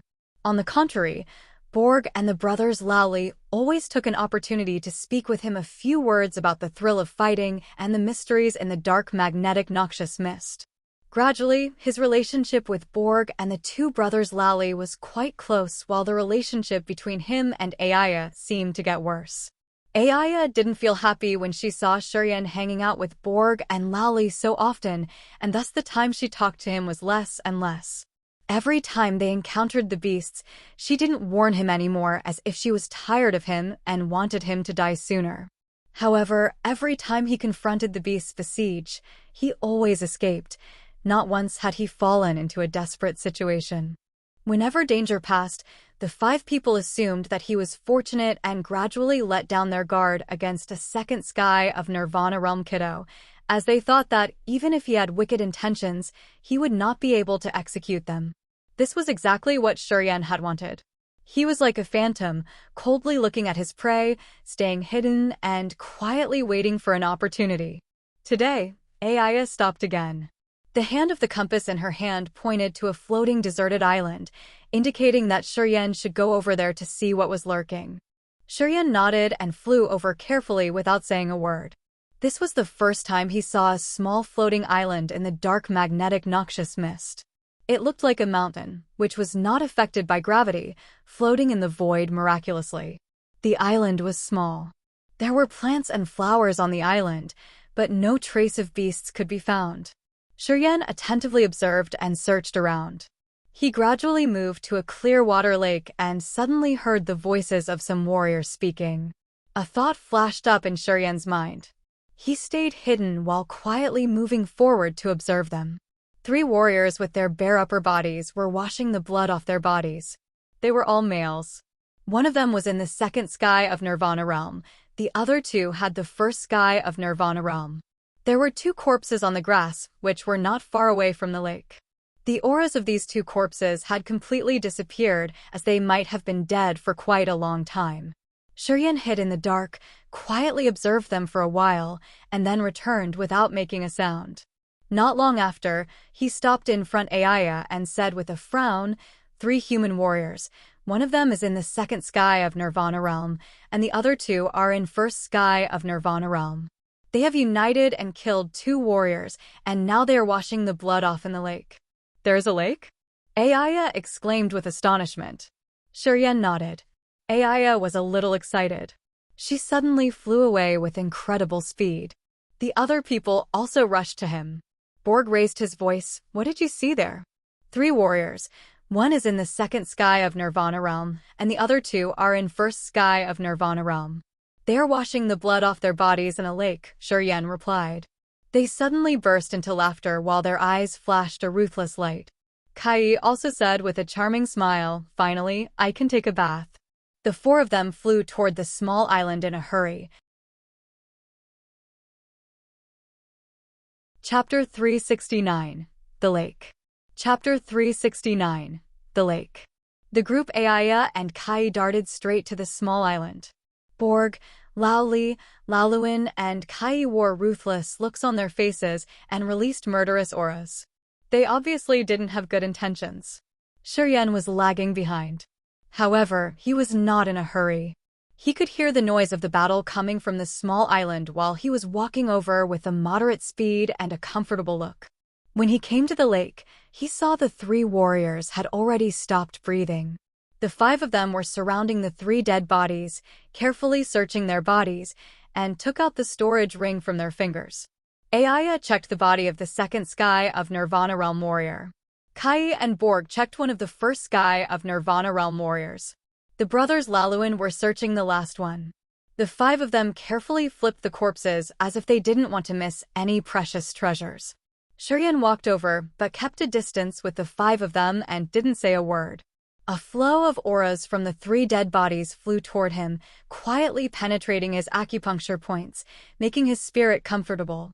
He didn't struggle for credit nor spoils. He didn't need to take action either. The auras of those 3 warriors were more precious to him than the demon crystals in their storage rings. In the dark magnetic noxious mist, profound chi was the most valuable and essential element. If he released his strength to fight with these 3 Nirvana realm warriors, he believed that they would have had no chance of surviving. However, to kill these 3 people, he would have to consume a significant amount of his forces, and the most important thing was he would probably reveal his real strength. It was not something he wanted. Without having wasted any profound chi, he still had harvested the auras of these 3 warriors. No matter what people thought about this, it was the most cost-effective benefit that he could have. Watching the 5 people searching the dead bodies while feeling the auras pouring into his body, Shurien was quite joyful. It was at this moment that he really believed in Borg's words. Aya was not a good person indeed. Before, this girl hadn't killed him, but she had even offered him a piece of demon crystal, which was clearly unreasonable. In connection with what Borg had told him, he believed that Aya indeed originally had another plan. In the eyes of such people like Aya and Kai, the Endless Sea was just a barbaric land, and thus, the warriors of the Endless Sea were useless in the dark magnetic noxious mist as they didn't have any precious treasures. That was the reason why they didn't want to waste their profound chi to kill him. However, this time was different. There was more than one warrior. Moreover, they had just killed the other two warriors next to the lake, so it was obvious that they had killed to steal. In the eyes of Aya and Kai, these three people were worth consideration. Therefore, they had to die. The group of Aya, Kai, and the other three carefully searched for a while. The two brothers loudly slightly chuckled, displayed a happy face as they seemed to be satisfied with the harvest. Aya's and Sai's faces remained normal. Thus, Shurian guessed they didn't get a good fortune. Borg cursed under his breath as he didn't seem to harvest anything valuable. As Kai and Borg were on the same team, Shurian still could guess that they didn't harvest much through Borg's curses, although Sai's face didn't change. After a long while observing, he had already absorbed all of the auras from the three warriors. Shurian secretly sensed the movements inside his acupuncture points and felt assured after having been certain that the auras of these three warriors were still within his body's capacity. He then continued looking at the five people. Shurian, bring these corpses away from here. It is not easy to find a lake. We have to take a bath. Kai smiled sweetly looking at him, asking him to handle the corpses. Aya frowned while her eyes slightly brightened up. She seemed to have the intention of taking a bath as well. Women naturally loved cleanliness, especially those who were exceptionally beautiful like Aya and Kai. If they were not in the dark magnetic noxious mist, these two girls would have bathed themselves and taken care of their appearance every day. And now, as there was a lake here, it was no wonder why both of them were excited. Okay. Shurian beamed a faint smile, obediently walked over, took the three bloody corpses, and quickly flew away.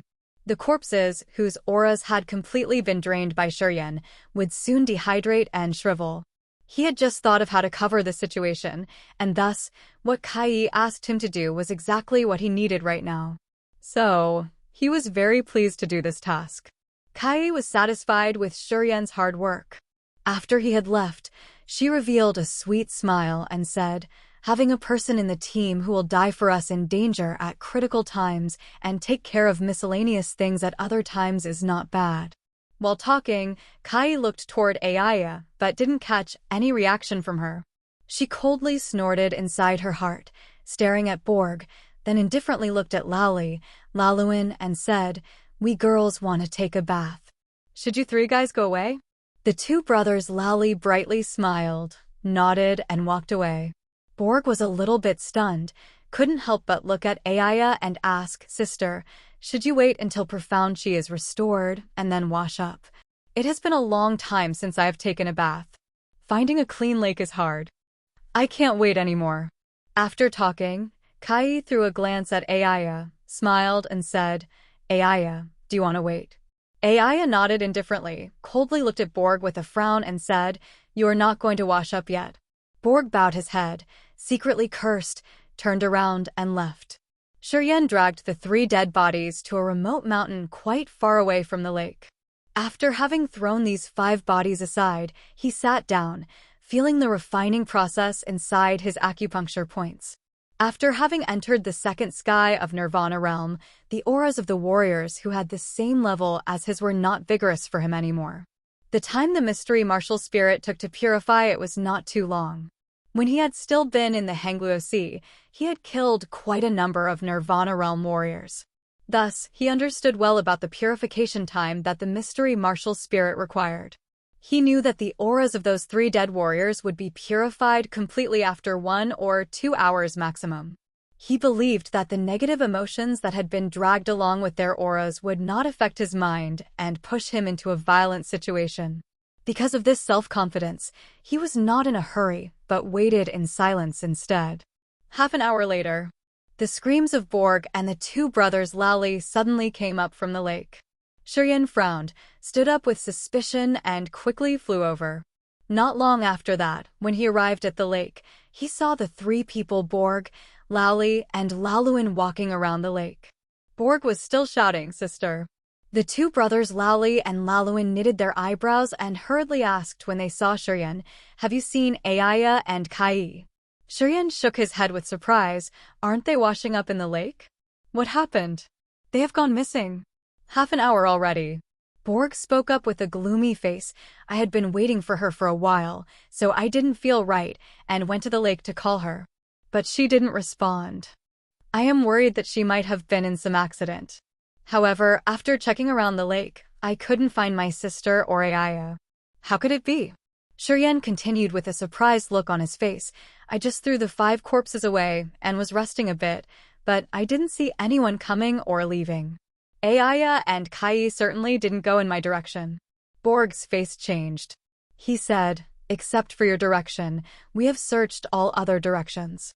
Have they possibly left the island?" "Impossible." Laoli and Laluin shook their heads simultaneously.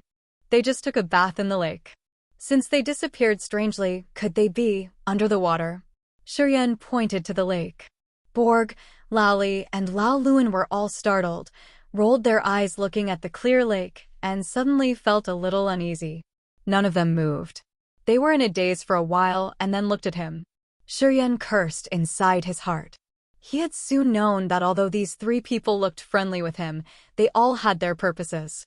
Obviously, as they were aware that Aya's and Sai's missing case should be somehow related to this lake, they all were afraid of the lake, and thus they didn't dare to search it. Faintly sneering, Shuryen didn't show emotion on his face, pretended not to see their eyes, and walked to the lake. He frowned and squatted down, reached out his left hand toward the lake to see if there was anything abnormal inside it. Although Borg, Laoli, and Laluin were in the second sky of Nirvana realm, he was not afraid of them. He wanted to see the lake's abnormality first, and he then would decide if he should go back and kill those 3 people or enter the lake to check. He slowly stretched his hand into the lake, quietly searched for the abnormal fluctuations under the lake. Suddenly, a huge force came from the depth of the lake. This force was so powerful that Shuryen's face changed instantly. He wanted to retract his hand, but it was too late. It was as if there was a certain kind of demon under the lake pulling his arm and dragging him into the water. Splash! A trace of horror appeared on Shuryen's face when he fell into the lake and quickly disappeared without leaving any trace. Chapter 370, Underwater Beauty. Chapter 370, Underwater Beauty. The lake was calm without any ripples, but Shuryen had disappeared without a trace. Borg, Laoli, and Laluin had seen the horror flash on his face when he had fallen into the water. Shuryen had disappeared, but the lake remained so clear that the bottom of the lake could still be seen as before. The 3 of them looked at the bottom of the lake, but didn't find even the slightest abnormality. It was like there was some force that existed in the lake, and the water that they saw was just a deception. Only after entering it would one know how dangerous it was. Borg, Laoli, and Laluin were frightened, watching the lake in silence, not daring to act recklessly. The fact that Shuryen had been suddenly pulled into the lake made the 3 of them imagine the scene where Aya and Kai had disappeared. Both Aya and Kai had Sky Spirit Realm cultivation base, but even so, they could not return after having fallen into this lake. Therefore, the 3 of them guessed that the 2 girls were highly likely to encounter dangers. The 3 of them exchanged looks and saw fear in each other's eyes. They stood motionlessly next to the lake without doing anything. Borg hesitated for a long while and then made up his mind. He decided to plunge into the lake to check what was there under the water. "Wait a little more," Laoli suddenly shouted in fear. "Half a day later, if they don't return, we should leave." Borg's face changed. Under the scrutinizing look of the 2 brothers Laoli and Laluin, he nodded slightly. In the lake, many tentacles as big as human arms wrapped around Shuryen, pulling him into the bottom of the lake with an incredibly powerful force. From the shore, the bottom of the lake was so clear that he could see it very clearly. However, the depth was beyond his imagination. He was terrified, feeling himself being pulled to the bottom of this endless deep lake. Inky black tentacles which looked like 100-meter-long pythons tightly entangled him and dragged him straight down to the bottom. These tentacles were covered with strange patterns twisting and dancing around in the lake, tightly wrapping Shurian's body. Under the gloomy water, a pitch-black monster was moving, stretching its 1,000-meter-long tentacles. Two snow-white bodies were also wrapped around those tentacles. They were struggling violently, trying to break the bounds of these ruthless tentacles to float to the surface of the lake. They were Aya and Kai. These two were mesmerizingly beautiful girls. Right now, they were totally naked, vaguely exposing their white skin, towering breasts, and slender limbs. Black tentacles wrapped around their snow-white bodies, pressed their ample bosom and round buttocks, exaggerating their appealing curves. That made a strange and spectacular scene under the water. Shurian opened his eyes widely, staring at the two girls. These two girls had apparently been taking a bath in the lake and then had encountered a sudden attack from this monster, being pulled down into the bottom of the lake. At this moment, their entire bodies were revealed. The two red points on their firm breasts quivered, fragrant grass on their abdomens fluttered, making Shurian's eyes pop out. Those two white bodies were covered with many black tentacles of that monster. Black and white mixed disorderly, which dazzled Shurian's eyes. This kind of strange beauty was very attractive. Even when being in danger like this, Shurian still felt excited. The two girls' bosoms were gorgeous when they were tightly bound, giving Shurian a feeling of resentment as he couldn't storm forward to ravage them. Both Aya and Kai were in the sky realm, but they couldn't move their bodies or hands as the tentacles were entangling them tightly.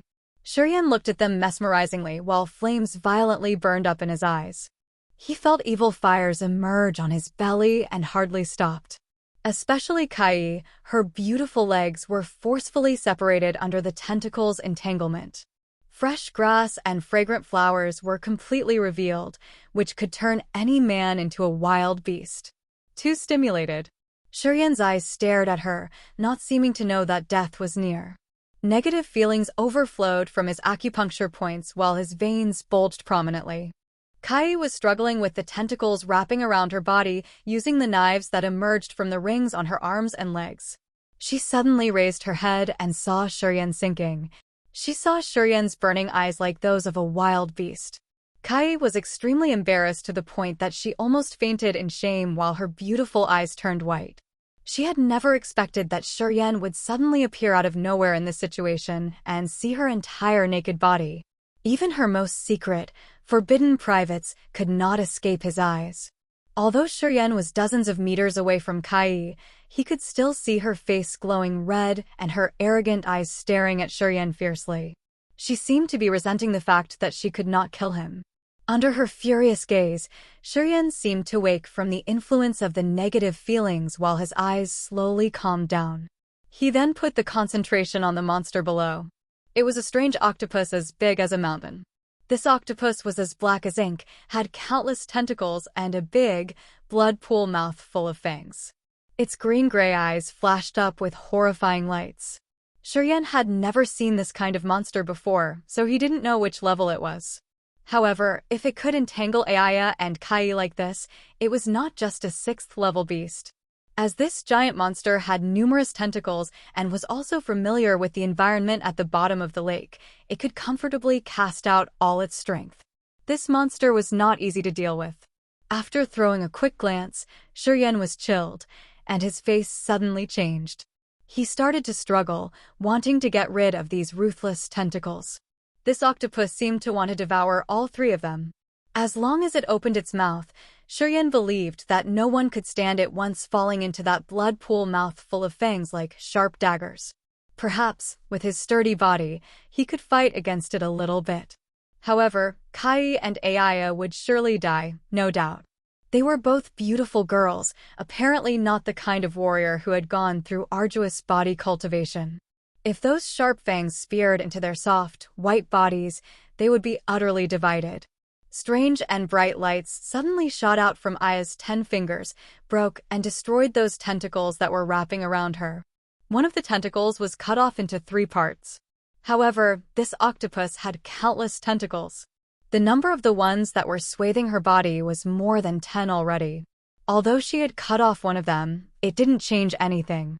On the contrary, more tentacles were reaching out and tightly coiling her arms, constraining her arm movements and stretching them at the same time. Next to her were more than 10 tentacles that had been cut off. However, not a single drop of blood dripped out from them. Instead, they slowly crawled and connected and finally restored themselves like new. Aya struggled. Her appealing body shook while her big bosoms prominently protruded under the tentacles' entanglement.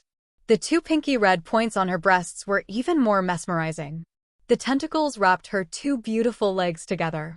Shiryen could see not only her belly, but also the gully within the wonderful place of hers. Aya apparently saw Shiryen coming as well. When she saw Shiryen's burning eyes looking at her, her body suddenly emitted bone-chilling power like an ice-cold sharp sword darting into his eyes. Trying to twist her body, Aya tried her best to turn her body to hide her breasts and her privates, showing her back to Shiryen. However, she then revealed her buttocks which swelled visibly under the tentacles' bind. Shiryen's eyes brightened blazingly, greedily looking at the round rear end which now looked like two mountains. He sneered and felt overjoyed. Neither Kai or Aya considered him a partner. They just treated him like a cannon fodder, never putting his life in their eyes. In their hearts, he might be just a fool for them to play around with who would be their sacrifice at any time. Shiryen understood it very well. Therefore, he kept looking at the two girls' bodies without fear or embarrassment. As long as there was a chance, he would follow his instinct regardless of the fact that they could find him to take revenge later. Aya and Kai kept struggling against those tentacles. After all, these two girls had Sky Realm cultivation base, and hence, that octopus could not drag both of them into its furious mouth even though it was mighty. Shiryen was different. Because he didn't use his real force and just showed the strength of a second sky of Nirvana realm, he was pulled closer and closer to the octopus's mouth. While struggling against the octopus's entanglement, Aya and Kai still realized that Shiryen couldn't resist the monster's strength. However, these two girls didn't reveal even the slightest mercy. They seemed to be glad when seeing the octopus be about to devour Shiryen. Shiryen had seen their privates, which made both of them extremely embarrassed. They resented not killing Shiryen earlier as only his death could help them forget the shame and consider that it had never happened before. Although his body was being dragged along, Shiryen still raised his head, sharply looking at the two girls, realizing the evil feeling in their eyes. He sneered inside his heart. When he was about 10 meters away from the octopus, his eyes chilled up while he started to trigger his hidden strength. Chapter 371. Bursting Attack. Chapter 371. Bursting Attack. His mind was slightly triggered as 720 acupuncture points in his body suddenly became tense while raging negative force abruptly flowed out from his acupuncture points. The first sky of rampage. Feeling the horrendous negative power overflowing, Shiryen's body muscles suddenly became taut. A tremendous strength spewed out from his shaking muscle fibers. In just a blink, Shiryen's force had soared several times. The inky black tentacles daringly rushed toward him, entangled him, and pulled him straight to that weird octopus's huge, dark mouth with skyrocketing force. However, his sinking body suddenly stopped at the bottom of the lake. No matter how much strength that octopus was using, Shiryen was like a 10,000-year stagnant rock under the water, impossible to move. In Shiryen's cold eyes, a ferocious beam of light zoomed over right on the octopus' enormous mouth. He slowly concentrated his mighty power inside his body, not taking actions hastily, only staring at the octopus's huge mouth. It looked like he was hesitating. Tenjong above his head, a trace of surprise appeared in Aya's and Sai's eyes. They looked at Shiryen full of suspicion, not knowing why his sinking body had suddenly stopped. They both had the Sky Realm cultivation base, and their full powers were considered to be equivalent to that of the octopus. Meanwhile, Shiryen only had the second sky of Nirvana realm. How could he have such tremendous strength? Naina and Kai blankly looked at Shiryen, who was now motionless near the octopus's mouth. Their faces were filled with shock and doubt. The two of them would never believe that Shiryen, who was only in the second sky of Nirvana realm, could have the strength that was comparable to theirs. While the two girls were still puzzled, his body slowly sank again. Fear in their eyes seemed to fade away. They secretly let out a sigh of relief and felt that Shurian's earlier abnormality might be just because of the octopus's adjustment. After it had adjusted, everything returned to normal. The octopus was indeed adjusting itself. This monster was surprisingly wise. Every one of its tentacles was very abnormally sensitive. As soon as Shurian's hidden strength had burst out, it immediately felt the aggressive power from Shurian's body. This vigorous strength of his clearly surpassed those of Aya and Kai. Hence, as the octopus could feel something wrong, it then concentrated more of its power on Shurian's body to reinforce the power of its tentacles and bind Shurian more tightly in order to strangle him to death first. Originally, the octopus had wanted to increase its power on Aya and Kai, but it then retrieved that part of its power back and transferred it along those black tentacles all the way to Shurian. Shurian was immediately aware of the entanglement of those tentacles all over his body. With his unchanged face, Shurian sneered coldly and calculated a plan. Not only did he not struggle tenaciously, but he also suspended a burst of his strength. Under the pull of those tentacles, his body slowly sank to the octopus's mouth. At this time, he couldn't help but look at Aya and Kai above his head, seeing them let out a sigh of relief. They want me to die. The resentment in his heart got deeper as he was calculating discreetly. The distance from the octopus' huge, gloomy mouth was getting closer and closer. The two girls Aya and Kai seemed to relax a little bit when seeing the octopus about to swallow him into its belly. The beauty of their privates couldn't escape Shurian's sharp eyes. There were not any secret places on their bodies that Shurian didn't know. Everything had been revealed in front of his eyes. As for Aya and Kai, the fact that a stranger had seen their graceful bodies was unacceptable. Even if the octopus couldn't kill Shurian, they would keep the idea of killing him and destroy him afterward.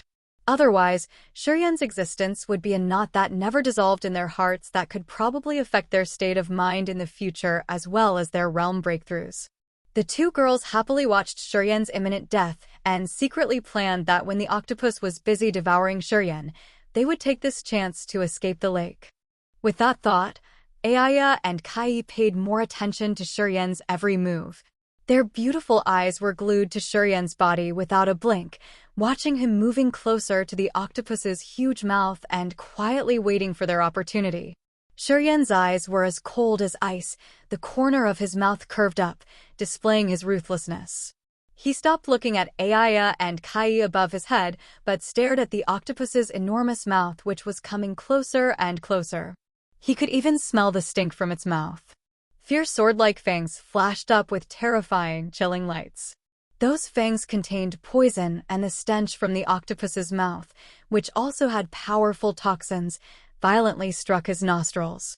Ordinary people, once they fell into that mouth, would be paralyzed by the toxins and become flabby. Then, the octopus would take the opportunity to crush and devour them. Shurian sneered coldly inside his heart while looking at that huge mouth and was secretly on alert and well-prepared. When he was around 5 meters away, the octopus's mouth opened, showing dense fangs that looked like 2 rows of wind blades, waiting for him to enter. Shurian was still resisting the tentacles with all of his strength. However, his body suddenly loosened. Shurian's resistance abruptly disappeared. Thus, under the tentacle's aggressive pull, his body darted out like an arrow and instantly went into its giant mouth. The octopus's tentacles wrapping around Shurian instantly let go right at the moment he fell into the stinky mouth. At the same time, the octopus immediately closed his mouth, ready to push the venom into Shurian and chew him. Aya's and Sai's countenance enlightened when the giant mouth of the octopus closed. They started to put forth their strength and use all of their techniques as well as secret treasures to get out of the tentacles.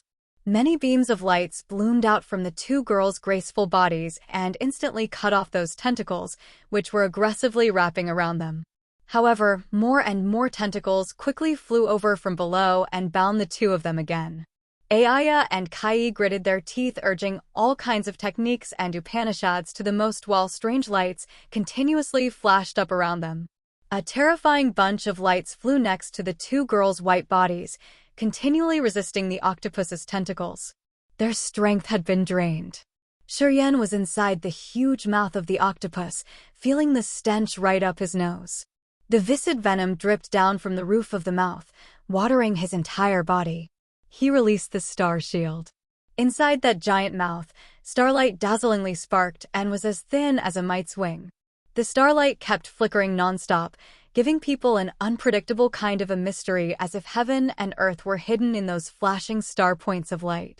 In the lake, when the octopus's big, black tentacles had been wrapping around him, which were an aggressive mighty pulling force and filled with demonic power, it affected his ability to run his full strength. It was precisely because of this he, together with Aya and Kai, could not display a defensive shield of light similar to this star shield.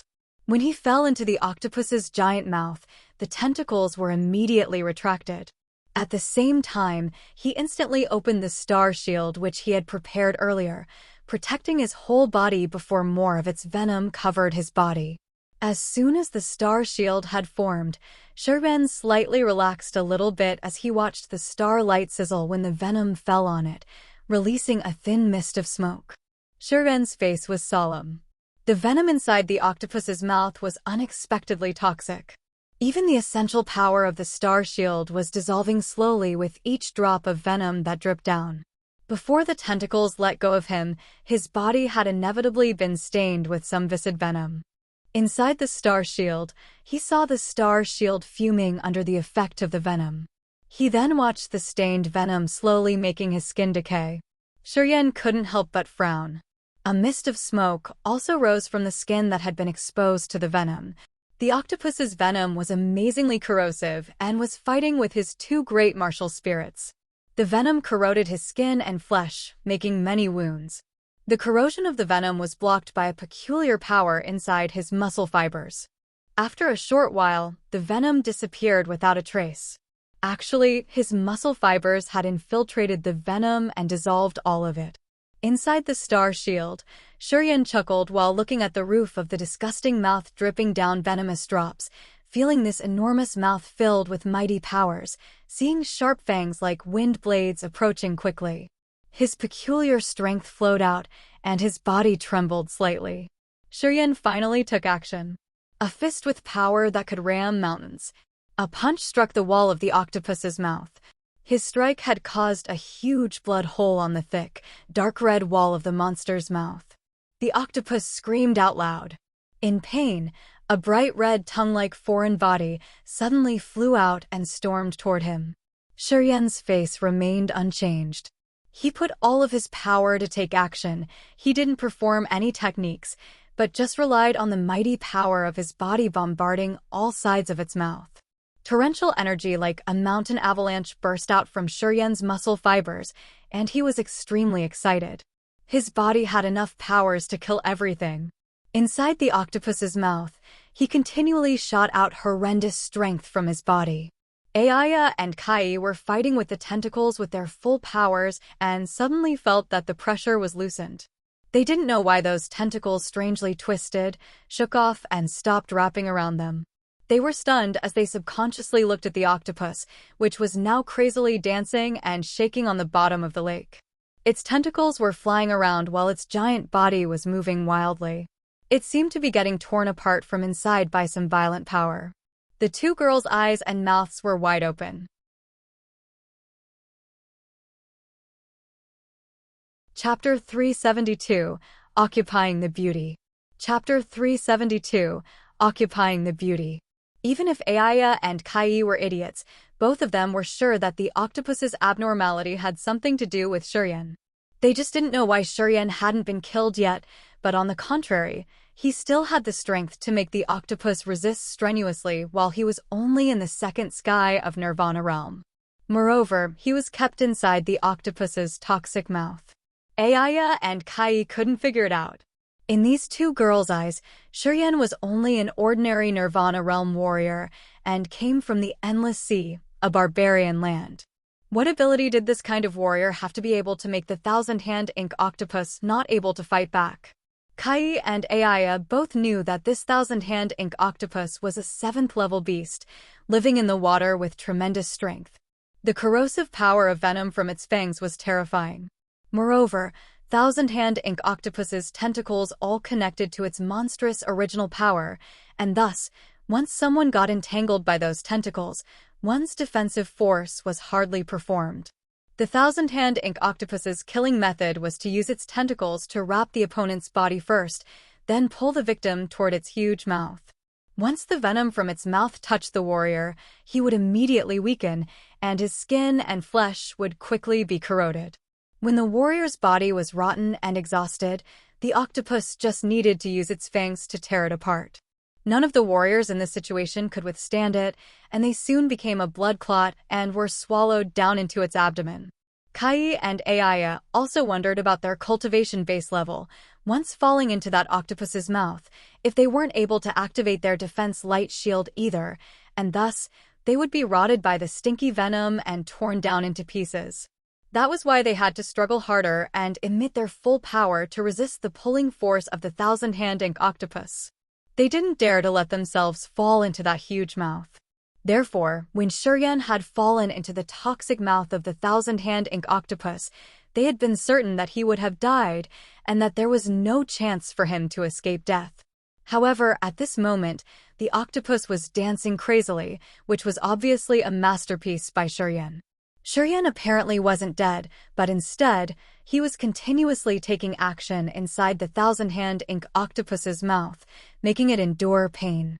Aya and Kai, on one hand, were struggling to get rid of the tentacles wrapping them. On the other hand, they looked down with surprise while their hearts were full of doubt, as they suddenly felt that this guy Shuryen seemed to be a little bit unusual. However, at this time, horrifying demonic power abruptly flowed out from the thousand-hand ink octopus's tentacles. It was aggressively moving its body as if its countless crazy counterattacks were finally coming. Aya and Kai understood this thousand-hand ink octopus's habits as well as its attacking method. They knew that when thousand-hand ink octopus was about to die, its demonic power would burst out through its tentacles, ruthlessly entangling creatures to death. After having used a big amount of demonic power, thousand-hand ink octopus was greatly exhausted. If it weren't this critical, dangerous time, thousand-hand ink octopus would not have done so. Kai and Aya wore a frightened look, feeling the force of the tentacles around them. Their countenance finally changed. They forcefully struggled, using all of their techniques and secret treasures to cut off those tentacles that were wrapping around their soft, snow-white bodies. Aya was even better. Besides her exquisite cultivation base, her storage ring suddenly flashed up with a strange beam of light. Countless ice-like white light bloomed out densely. At the same time, she immediately cast out broken blades. Each pointed blade appeared sparklingly, then cut off more than half of the black tentacles and also condensed her body strength to prepare in case of this octopus's sneaky attacks. Kai also knew that the thousand-hand ink octopus's attack this time would be extremely sharp. She knew that it was impossible to cut off a majority of the tentacles in such a short time. Boom, boom, boom. The tremendous power like a mountain avalanche broke out from the two girls' bodies. The tentacles that were wrapping around them burst out all of a sudden. Torrential demonic power crazily stormed toward their graceful bodies, seemingly wanting to destroy their defensive forces. See. Aya and Kai spurted out a mouthful of blood simultaneously. The light in their eyes dimmed. Their snow-white bodies were stained blood that burst out from the thousand-hand ink octopus's tentacles. Aya spewed out a mouthful of blood and instantly saw other tentacles spreading over from the bottom, twisting and once again wrapping her up. This thousand-hand ink octopus apparently hadn't given up yet. It was about to destroy all the creatures in the water. Her face changed again and again. She fearfully looked at the crazy octopus and without overthinking, put forth all of her strength to fly up to the surface of the lake like a beam of light piercing through layer upon layer of the lake illusion, quickly getting out of this peculiar lake. Kai also spurted out a mouthful of blood while her power, as well as her profound chi, seemed to be reacting a little chaotically. Before she could organize her forces, the thousand-hand ink octopus's tentacles had already spread toward her body again. It didn't let her flee, and once again bound her snow-white body. Another intimidating demonic power burst out. The thousand-hand ink octopus's tentacles on her body blasted. Raging demonic power rushed forward, destroying her defensive forces, instantly making her unconscious. Sai's soft, white body was drifting in the water, slowly sinking, no longer able to fight against the thousand-hand ink octopus's tentacles. At this moment, thousand-hand ink octopus was growling and screeching crazily in the lake. Sharp, weird sounds came up and spread in the water. The lake suddenly boiled up with huge bubbles. That thousand-hand ink octopus wiggled its body even more crazily, but quickly weakened. Many blood holes suddenly appeared in its strange head.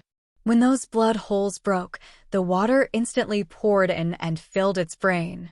The thousand-hand ink octopus was gradually exhausted, although it still wanted to gather its strength. Its black tentacles hovered around without any power. Shurian was in the thousand-hand ink octopus's brain, continually releasing his violent body strength. Under the first sky of rampage, and with the help of the hidden strange power inside his muscles, he transported his profound chi and launched powerful blows without using any of his techniques. The brain of this Thien Thursday Mak Chuanggu was smashed down and splashed everywhere. As the brain was destroyed, even if the thousand-hand ink octopus was very dangerous, it hardly blocked Shurian's violent attacks. It gradually no longer resisted and slowly began to sink. Inside the crushed brain, Shurian continued destroying everything wantonly like a brutal beast. His hands and feet stirred up this brain with immense force. A fist-sized demon crystal gradually emerged at a corner of that crumbled brain, flashing up with strange black lights. Shurian burst into laughter. One of his hands clenched the demon crystal tightly while he was activating the negative forces which were used for the Death Seal's condensation to take out the demon crystal from the site. A destructive power was launched, and the octopus's life was completely ended by his strike. It no longer had taken a breath, and thus the sinking speed quickened. Like a sharp sword, Shurian flew out from a blood hole on the thousand-hand ink octopus's head and reappeared on the bottom of the lake, feeling very happy and satisfied as he had reaped a large harvest. A 7th-level demon crystal was extremely precious in the dark magnetic noxious mist. With this demon crystal, even if his profound chi had been consumed entirely, he could completely restore it. After the demon crystal fell into the storage ring, Shurian quietly suspended in the water, watching that thousand-hand ink octopus slowly sink to the bottom of the lake with a cheerful face. A slender, snow-white body suddenly appeared in front of his eyes. He raised his head up and realized that Kai was totally naked with a pale face and was gradually sinking to the bottom of the lake.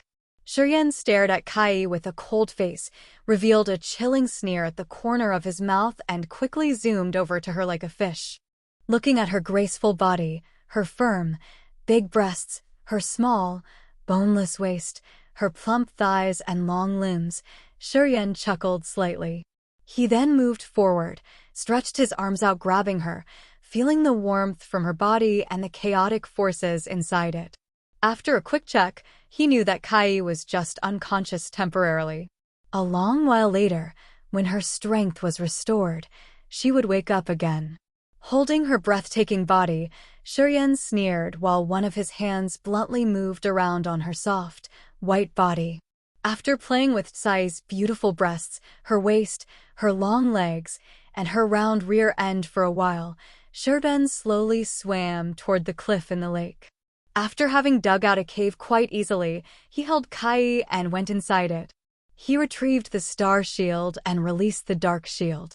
The defensive dark shield relied on profound chi instead of the star power. As soon as the dark shield was taken out, the water of the lake was stopped outside the shield, and he and Kai stayed together inside it. Sitting inside the wet cave, Shurian held Sai's mesmerizing, snow-white body on his thighs, looking at her with dazed eyes. His two hands bluntly moved on her body, which drove countless males crazy, felt her smooth, white skin and her big, firm breasts. Although Shurian had some evil intent in his mind, he was not that uncontrollable. On the contrary, he frowned and considered how to handle this beautiful girl. Shurian's big hands moved around while his face became cold, his eyes became chilled. Not long after that, he sneered coldly and was ready to violate her. However, at this moment, strange power ran all over his body. Meanwhile, the purification of the three dead warriors' auras had finally finished in his acupuncture points. The strange power suddenly overflowed like powerful snakes, converging into the profound halo on his abdomen. After an exhausting fight with the thousand-hand ink octopus, Shuryen had consumed a large amount of his profound qi. However, during a short time of restoration, under that mysterious, strange power, his profound qi increased slightly. Shuryen's body was agitated. He immediately closed his eyes, felt the transformation of the profound qi halo, immersing his mind into that marvelous ancient profound qi tree. At this time, Kai was still unconscious. However, her eyelashes shivered slightly. It seemed she was about to wake up. Chapter 373, Punishment. Chapter 373, Punishment. Mysterious power moved toward and penetrated the ancient profound qi tree, which contained vigorous forces, making it sparkling and crystal clear. Shuryen closed his eyes, feeling the changes of the ancient profound qi tree. He was joyful as he knew that with his vigorous profound qi, together with the comprehension of his state of mind, he could break through the third sky of Nirvana realm, making him one step further.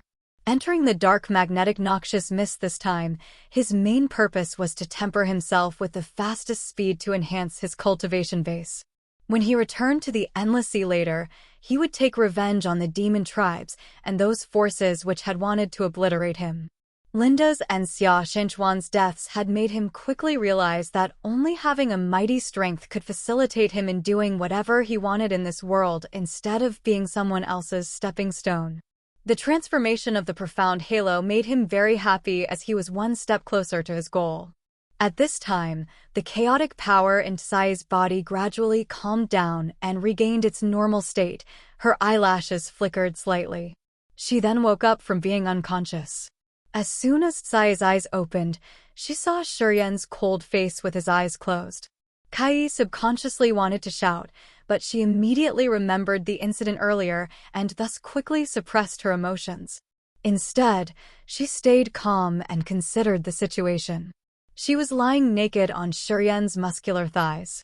Shuryen's big hands were still caressing back and forth over her sensitive back and buttocks. While Shuryen's hands were moving, Kai could feel an electric current zooming over her back, making her feel shameful, like she had never been so humiliated in her life. Seeing Shuryen meditating with his eyes closed and feeling his hands caressing her body, Kai wanted to breathe out fire and could hardly restrain her anger. Thus, she secretly gathered her power. Then suddenly her jade-like pair of arms went straight for Shuryen's chest. Disintegration variation. Kai let out a shout. The halos with yellow and red colors flowed out from the center of her palms. The two strange lights burst out, forming a robust power that darted straight to Shuryen's chest. His powerful strength burst out from his chest. Hundreds of different red and yellow lights instantly penetrated Shuryen's chest as if they wanted to tear his lungs and heart apart. Boom! An explosive sound came up. Shuryen's back hit the hard stone wall with a thud, making rubble fall everywhere. This incident caused the stone cave to burst open. A block of stone from above his head fell hard. Kai took this chance to take action like a female beast with resentful eyes. Many rings from her snow-white arm flew out instantly. She looked like she wanted to annihilate him for good. While experiencing and observing the mutation of the ancient profound qi tree, Shuryen was suddenly ambushed by Kai, which caused pain on his chest. The strange power inside the muscle fibers on his chest thus burst out, and his petrifaction martial spirit reached its supreme. At the moment when Kai launched her violent attack, Shuryen's skin became purple, and his extremely strong defensive force had blocked her strike. Hundreds of yellow and red powers flowed into Shuryen's chest and were instantly entangled by the mysterious power in his muscle fibers. Those yellow and red powers could not penetrate the strong muscles on his chest to crush his heart and lungs. Shuryen's body shook violently. He suddenly woke up and threw a cold glance at Kai. He suddenly sneered and didn't care about Tsai's next attack. Instead, he urged the electric shift and fiercely jumped on Tsai's body. Boom! Kai stood up and swung her snow-white arm, and the rings on her arms strongly clinked together. Before she could launch her next attack, Shuryen had already knocked her out to the lake. Shuryen sneered with a cold face as he rushed out and moved next to Kai, who had just fallen into the water. He stretched his left hand, grabbing her snow-white neck while the other hand held her body and then brought her back into the stone cave. Shuryen's counterattack was exceptionally ferocious. His violent force burst out from his muscle fibers. After the petrifaction martial spirit had reached its supreme state, his body became the most horrible of weapons. He didn't even need to transport his profound chi, he just relied on the bursting force of his sturdy body to deal with Tsai's attacks. When Kai had been under the water, she had been severely injured by the thousand-hand ink octopus, and her profound chi had been consumed. Thus, together with being unconscious earlier, her strength had been reduced significantly. Moreover, she was not good at hand-to-hand combat, and thus, launching a sneak attack on Shuryen in that small stone cave was not a smart move. With her white neck being buckled in Shuryen's left hand, Tsai's eyes were full of fear. She wanted to scream out loud, but realized that her throat was being blocked, and she couldn't let out a single sound. Just like that, with Shuryen's hands strangling her neck, Tsai's heart quickly sank. A terrible burst of power transmitted from his left arm which frightened her mind. She knew that if she made another move, Shuryen would clench his fingers tightly, crushing her neck. Therefore, Kai was in shock as she watched Shuryen in silence. She didn't dare to make the slightest move while the rings on her arm continued to tremble and finally subsided without acting recklessly. Shuryen carried her and sat down again in the stone cave. His eyes burned, staring at her mesmerizing, beautiful naked body. The corner of his mouth moved slightly, a trace of lust glimmering in his eyes. Kai was panicked. Her beautiful eyes looked at Shuryen sharply as she didn't know what he wanted to do. Shuryen didn't say a word. His hand held her neck, carrying her up into the air. He coldly looked at her and considered thoughtfully. He originally wanted to use a ruthless whack on Kai, killing her to steal the demon crystal in her storage ring. After that, he would leave this lake and meet the other people of Aya, Borg, and the two brothers Lally. However, he thought over it again. Right now, as his profound chi had already recovered and reached its supreme, if he killed Kai, he could have some mysterious power to add to his martial arts, but not much, and thus killing her was somehow waste. In addition, if Kai died in the lake while he was able to get out of the lake alive, the other people would guess his true ability and thus would consider him an enemy and be aware of him much more than before. A 7th-level demon crystal was exceptionally precious in their eyes. If Kai died, he would become their target. If Aya, Borg, Lally, and Laluan united, he was not sure if he could win. The most important thing was that he was not familiar with the dark magnetic noxious mist. He still wanted to borrow these people's abilities to discover more of its mysteries. Thus, before he understood everything about this dark magnetic noxious mist, he didn't want these 4 people turning their backs on him.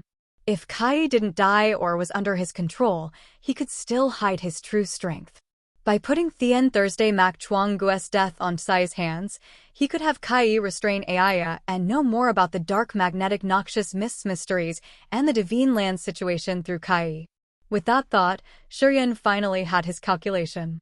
His cold eyes and Tsai's horrified eyes met.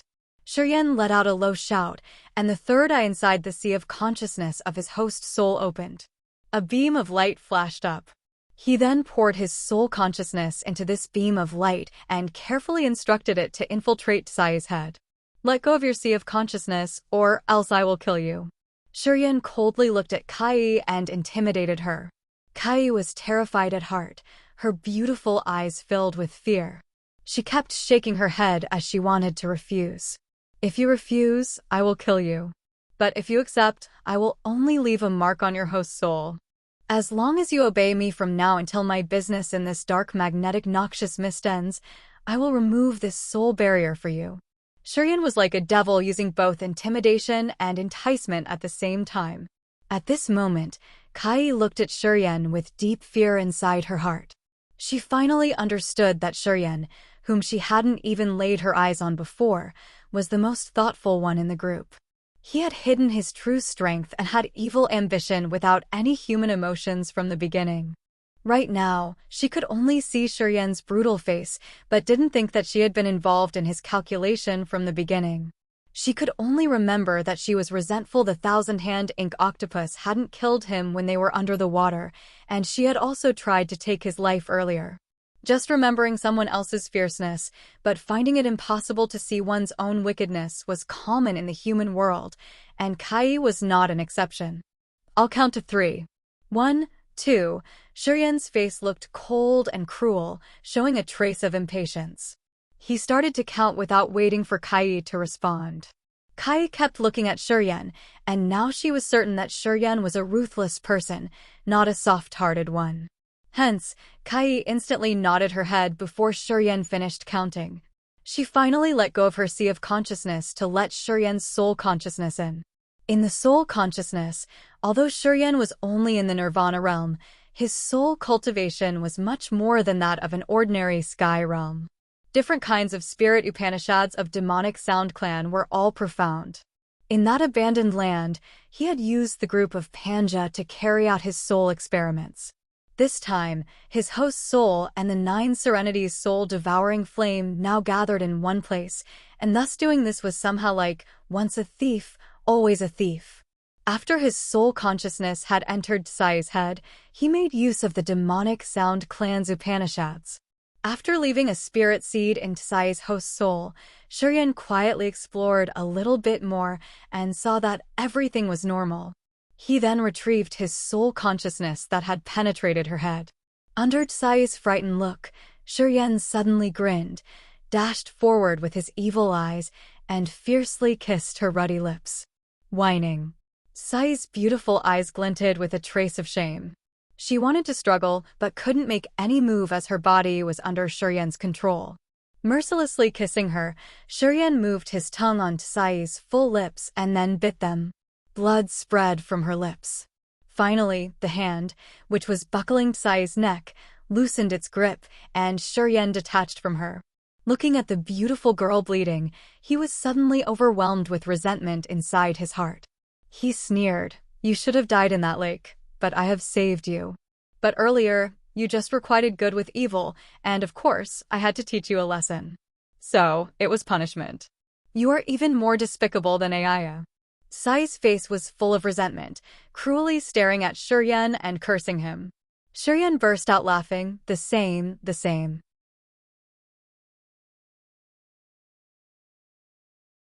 Chapter 374, Coming Ashore. Chapter 374, Coming Ashore. Tsai's eyes were flooded with hatred, viciously staring at Shuryen. She was resentful that she couldn't kill him right away to vent her flame of anger. Unfortunately, she knew that killing Shuryen at the bottom of the lake was a difficult mission and nearly impossible to do, especially now that her host's soul was under his control. As long as Shuryen's mind could be triggered, he could use the soul barrier which had been planted into Tsai's host's soul to obliterate her host's soul immediately. Inside the dark shield, Kai gritted her teeth while her heart was overwhelmed with hatred and shame. She didn't say a word, took out a set of fluttering ribbon clothes from her storage ring and put them on, covering her snow-white body. Shuryen's look was evil, gazing at her as she put her clothes on, not having the consideration to turn away. Kai was extremely embarrassed and full of resentment, but she knew she couldn't do anything to him. After she had dressed, Shuryen suddenly smiled and said coldly, "That octopus is dead, and I don't want Aya and the others to know that it was dead in my hand. I also hope that you can cover for what happened under the water after Aya left. You've confined my host's soul. What do you want?"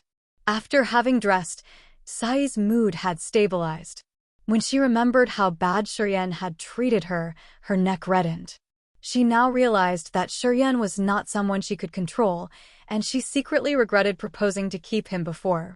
This was like she had bought a rope to tie herself up.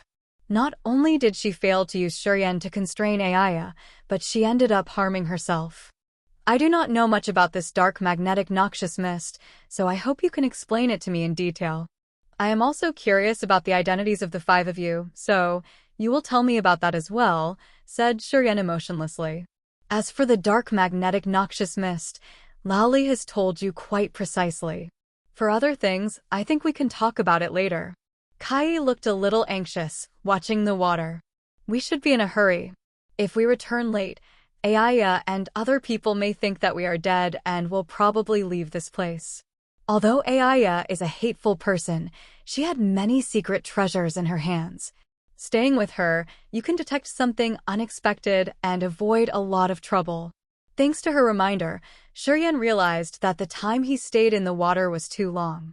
He thought a little bit and then nodded. Anyway, you should remember that I have planted a soul barrier in your host's soul. If you dare to have any wicked intentions, don't blame me for being merciless. Tsai's face lost its color. She gritted her teeth, nodded, and secretly cursed Shiryen for being a shameless brat. Shiryen looked at her with a faint smile.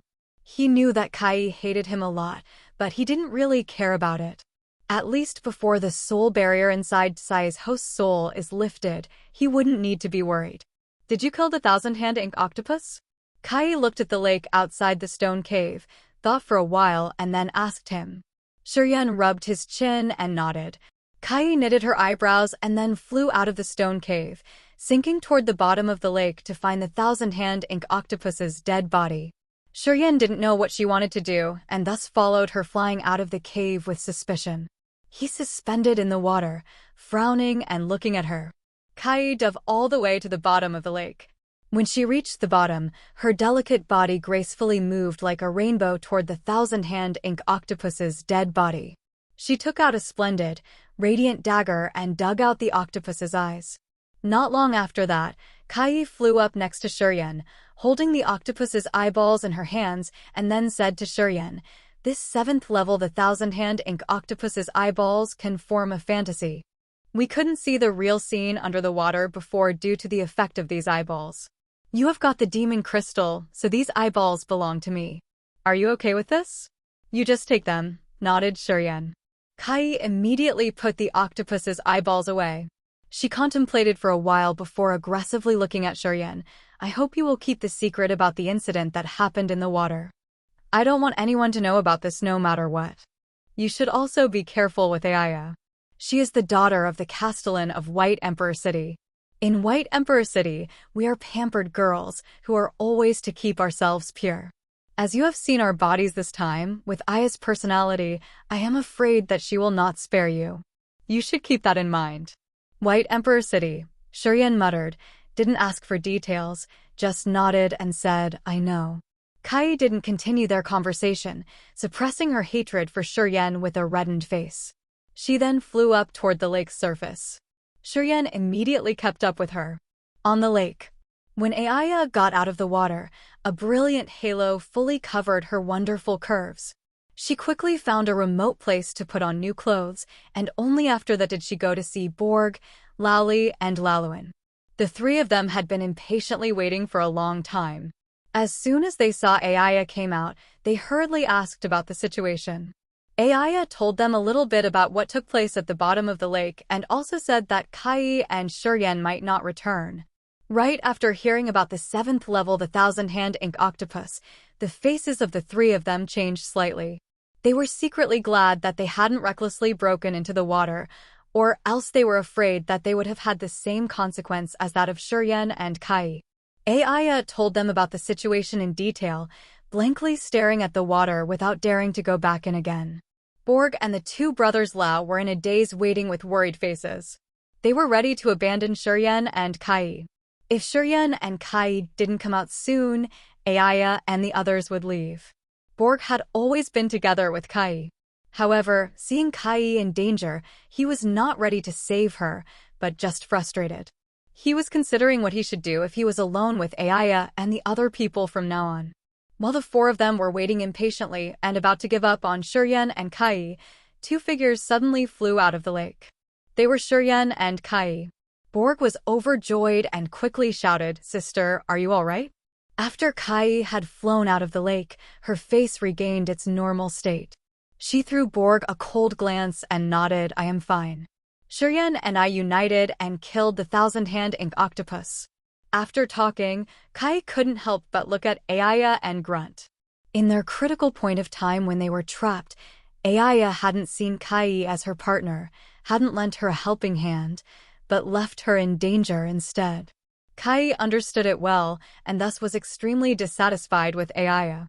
A trace of surprise flashed up in Aya's beautiful eyes. She stared at Shiryen with surprise as her countenance became odd. She would never have expected that Shiryen wouldn't have been killed inside the thousand-hand ink octopus's mouth. When she was at the bottom of the lake, Shiryen had seen her entire body and her forbidden privates. If Shiryen had died, she would have been relieved. However, Shiryen was still alive, which somehow made her uncomfortable. In her eyes, Shiryen's calm and cold eyes contained a lustful look like a thorn poking her side. After throwing Shiryen a quick glance, Aya was very panicked. She wanted to take action but couldn't find any suitable excuse. She couldn't tell other people about what had happened in the lake either. In this dilemma, she felt frustrated without any clear reasons. "That's good. I need to recover. I think that you guys should use demon crystals to restore your profound chi. See you soon." After talking, Aya turned around and left. She didn't dare to look at Shiryen because she seemed embarrassed as she quickly flew away. Shiryen watched her leave, showing a look of ridicule on his face. He sneered but didn't say a word. "Yes, we need to recover a bit." Kai complicatedly glanced at Shiryen and then nodded toward Borg and flew away to the opposite direction of Aya. Borg hurriedly caught up with her. When they came to a remote and quiet place, Borg asked quickly, "Sister, what happened at the bottom of the lake? Why do you and Aya seem to be weird after coming out of the lake?" "You ask too many questions." Tsai's face looked cold. "You knew that I was in danger at the bottom of the lake. Why did you still stay ashore?" "Borg, do you want me to die as well?"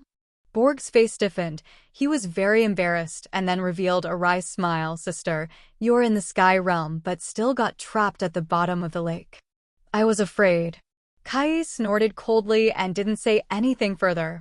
She then took out a demon crystal, closed her eyes for meditation, not mentioning anything about what happened at the bottom of the lake. Although Borg was extremely curious, he couldn't do anything when Kai didn't want to tell him. Moreover, he felt ashamed, so he didn't dare to continue asking, only stayed next to Kai to do his job of guarding. "Brother, you and Kai are powerful indeed. You guys killed the thousand-hand ink octopus. I really admire you." Lally laughed out loud and said, "I am not afraid if you laugh at me, but we didn't dare to go into the water when you were trapped at the bottom of the lake. We were scared of being killed by that thousand-hand ink octopus. It is such a shame." Lao Luan revealed an embarrassed smile, nodded his head, and frankly admitted to being a coward. Shiryen had soon come to know the personality of these two brothers, so he didn't tell them about what had happened at the bottom of the lake. He shook his head and said, "My luck is still good, I think. If it weren't for Aya and Kai, that thousand-hand ink octopus wouldn't have died." After a short pause, Shiryen nodded toward these two brothers and said, "I need to find a quiet place to recover for a while." After talking, Shiryen quickly flew away and didn't say anything more to the two brothers, Lally and Laluan. Shiryen went to the same place as before, lazily leaning against an ancient tree, quietly feeling the changes in his body. The three dead warriors' auras transformed into a mystery power pouring into the profound chi, recovering his consumed profound chi entirely, and also slightly enhancing his strength. According to this progress, he would soon have a chance to reach the third sky of Nirvana realm. Everything was developing in a good direction. Shiryen was satisfied as he raised his head looking toward the deep area in the dark magnetic noxious mist, guessing what he would encounter in the deepest area of it. Suddenly, his eyes slightly narrowed while blooming out a cold light. His lazy posture suddenly straightened up. An imposing and violent momentum flowed out from his whole body. A shadow quickly approached from the distance. Her clothes fluttered, making her look like a frosty crystal flower in the cold snow. She was Aya. Aya was emotionless with an indifferent look. She gently flew over like a slender willow. Shurien's face didn't change. He felt cold at heart, but was secretly on alert and ready for war.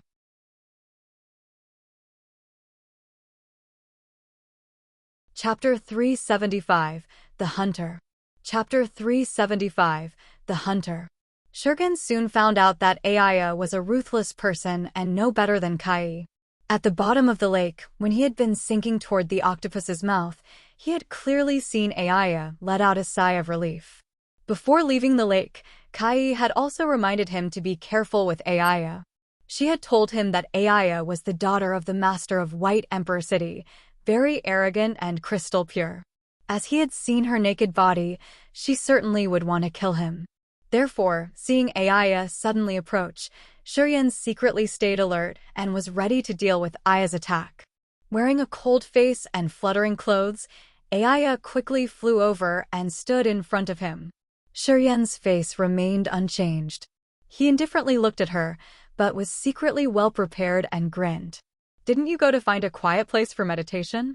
Aya's beautiful eyes intensely looked at Shuriken, and she didn't hurry to answer. Her beautiful eyes flashed up with countless points of light, wanting to see through all Shurien's secrets. A faint smile hung on Shurien's face. He calmly confronted her, not revealing any trace of fear, as if nothing had ever happened at the bottom of the lake. Aya stared at Shuriken for a while and then gently nodded and said, "I really want to meditate to restore my profound chi. The thousand-hand ink octopus injured me, and thus I have lost a considerable amount of strength and must meditate immediately. It is just that this place seems to have many abnormalities, and I am now injured and very weak. So, I need someone to guard while I am meditating." Shuriken was startled. He had originally assumed that Aya came here to kill him so that her heart could release its predicament. Not only could this put her state of mind at ease, but it could also preserve her pure body from being stained by his eyes. He didn't expect that Aya came here to ask him to guard for her without mentioning the incident at the bottom of the lake, as if nothing had ever happened. Although he was suspicious, he didn't reveal it. He just nodded and said, "Okay." Aya didn't say a word as she sat down in front of Shuriken. The storage ring on her finger flashed up. Sparkling demon crystals emerged one by one in her jade-like palm. These demon crystals were different in size, and there were total 10 pieces which contained the power that could be absorbed directly. It should be Aya's entire gains during her time here. Her hands held a piece of demon crystal.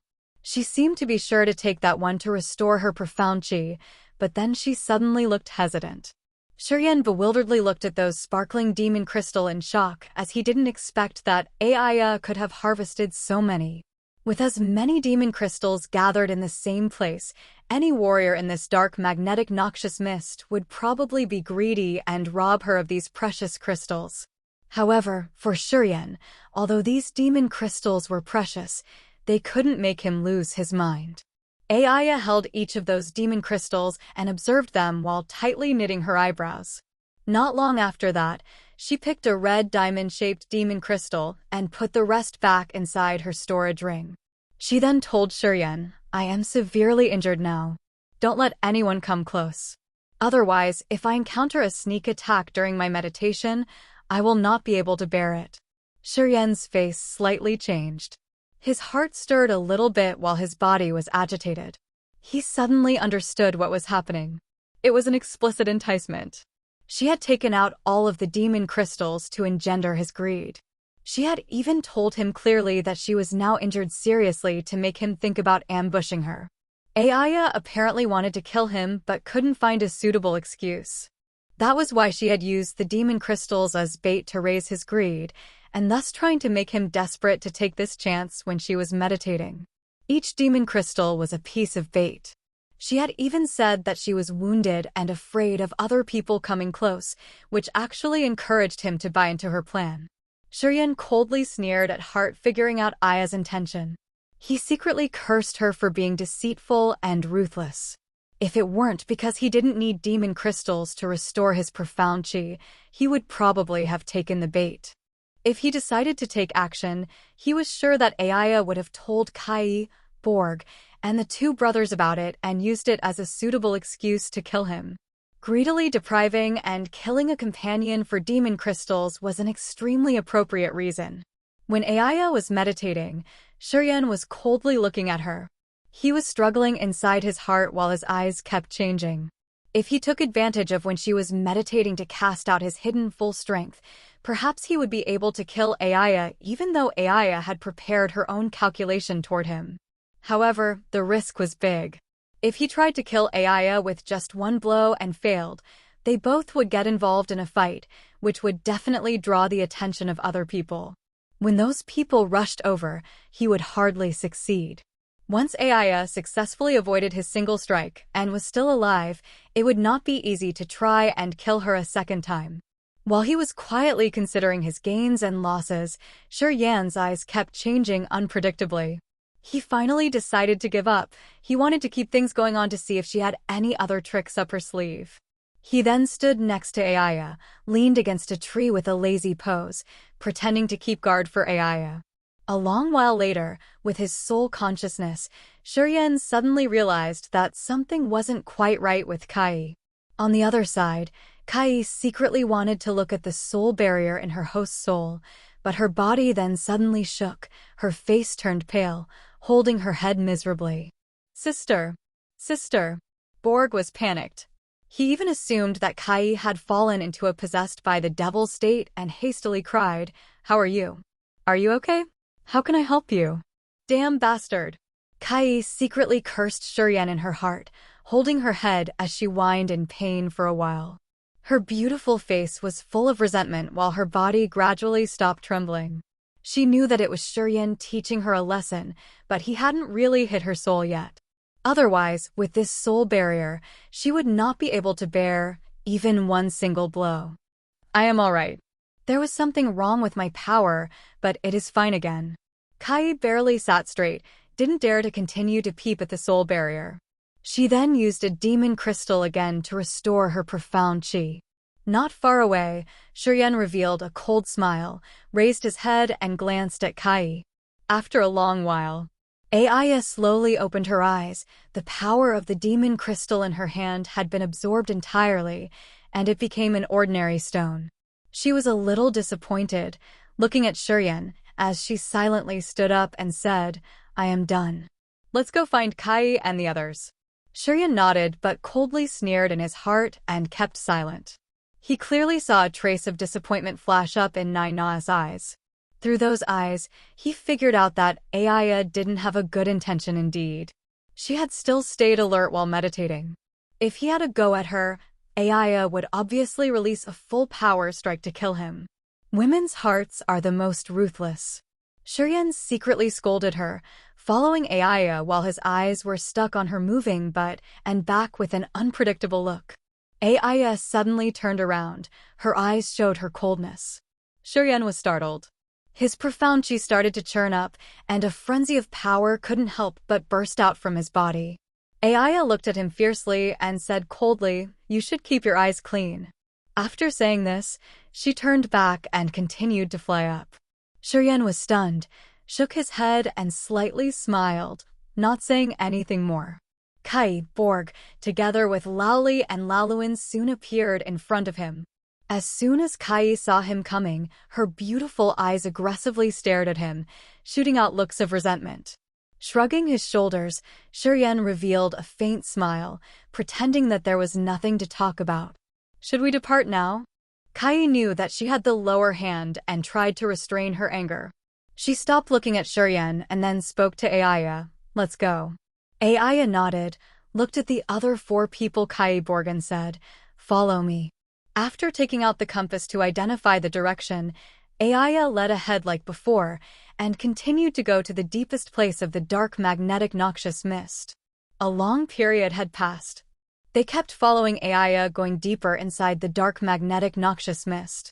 Every time Aya detected something abnormal, she would instantly let Shuryen step forward to take the risk, waiting for Shuryen to be dead in the demon beast's mouths or be killed by other warriors.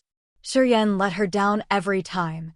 In all kinds of dangers, he could always turn danger to safety, which he made look like it was because of his great luck and nothing to do with his strength. During this time, Shuryen and the other 5 people had encountered several flocks of beasts and had harvested some demon crystals through killing them. They had also met other teams of warriors, and both sides had started fighting. In the dark magnetic noxious mist, there were no rules at all. Those who were powerful could always plunder demon crystals from the weak. Every time they saw other groups of warriors, the people of Aya's and Tai Wei's group instantly jumped in to kill them without saying a word. They were even more ruthless than the beasts. Shuryen had still been preserving his strength. His demand of demon crystal was not much. Every time they encountered beasts, he didn't wholeheartedly take action or fight with Aya's group for demon crystals. When confronting warriors, he didn't make it look very strenuous either, didn't seem to have interest for the storage rings on those warriors' body. He let Aya and Kai take the trophies. He didn't seem to be greedy as he just stood and watched the scene. However, by absorbing the auras of those dead warriors, Shuryen could always refill his profound chi to the max as if he just began, which also helped him progress in breaking through the third sky of Nirvana realm. However, many times after that, the mysterious power didn't flow to the profound chi halo anymore, but burst into the star martial spirits instead. This made Shuryen realize that the profound chi halo in his body was mighty enough. If he wanted to make progress, it probably would require him to reach the third sky of Nirvana realm. Therefore, he quietly paid attention, considering breaking through the new realm was his main purpose. One day, the group of 6 people, including Shuryen, was temporarily resting on a suspended bare hill in the dark magnetic noxious mist. Suddenly, ear-piercing sounds came up from around the hill. Warriors in gold costumes instantly appeared, grinned, and rushed over to the 6 of them. Along the way there, other warriors had become the prey of Aya's and Tsai's group. However, right now, seeing those warriors in gold costumes, the faces of Aya and others immediately changed as if they were confronted with a pandemic. They quickly got up. Shuryen frowned as he looked around. His heart felt chilled just after a quick glance as he was afraid that they would become someone else's prey this time.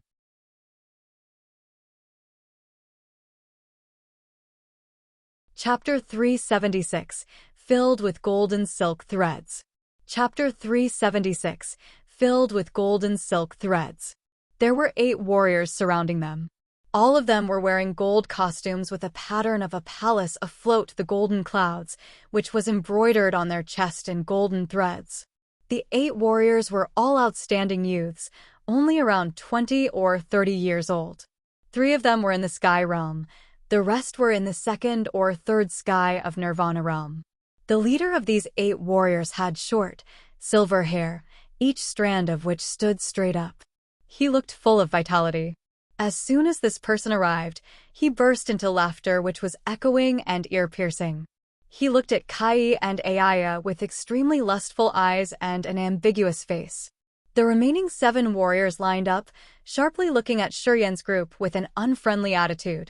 Aya's and Tsai's beautiful faces slightly changed and were no longer calm as before.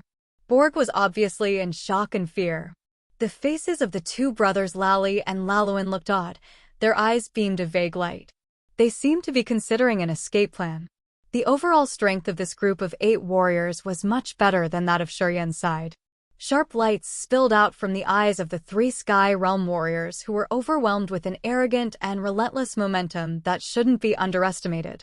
When Shuryen saw the emergence of these warriors and Aya's and Tsai's complexions, he immediately realized that these 8 warriors must come from a mighty force since Aya and Kai looked like they were encountering a pandemic. He knew that they would certainly have a bitter fight later. Ningze, what do you want? Aya slightly squinted, quietly gathered her strength, coldly looked at that young leader, and said, "The Fighting Union and the Heavenly Palace have never had any conflicts before. As you are now converging on us, you have probably prepared for this war." Ha ha ha, that young leader laughed out loud, as he obviously didn't care about Aya's threat. "If we run into each other in the Divine Land, I naturally would not give you a hard time. However, this place is the dark magnetic noxious mist. We come to this place to provoke a fight with all kinds of forces obviously. Since you guys also come to this place, if you're strong enough, I don't think you would be kind to us either. After having heard that warrior's words, Aya's face darkened. She then said, "Do you really want to pick a fight?" "Not really," Ningze revealed a faint smile as he secretly winked at the other two Sky Realm warriors on the sides, exposing a smiling face. "Aya, you're the daughter of the Castellan of White Emperor City. I am also influential in the Heavenly Palace. As long as you promise to marry me, I can spare your life and even join forces with you in this dark magnetic noxious mist. How about it?" "Keep dreaming," Aya pouted and expressed a disdainful look. "Are you forcing me to use my strength?" The smile on Ning's face suddenly disappeared, and his eyes became cold. "Aya, although you're noble in White Emperor City, you are nothing in this dark magnetic noxious mist. Ha ha ha, if you are not willing to accept my offer, I can only offend you to achieve my purpose." After saying so, Ningze suddenly shouted with a cold smile, "Leave the two girls alive. Kill the rest." After that command, the 8 Heavenly Palace's warriors let out a hoarse shout and took action simultaneously. The 2 Sky Realm warriors next to Ningze scattered and respectively stormed toward Aya and Kai. The remaining Nirvana Realm warriors fanned out, attacking Shuryen, Borg, Laoli, and Laluan.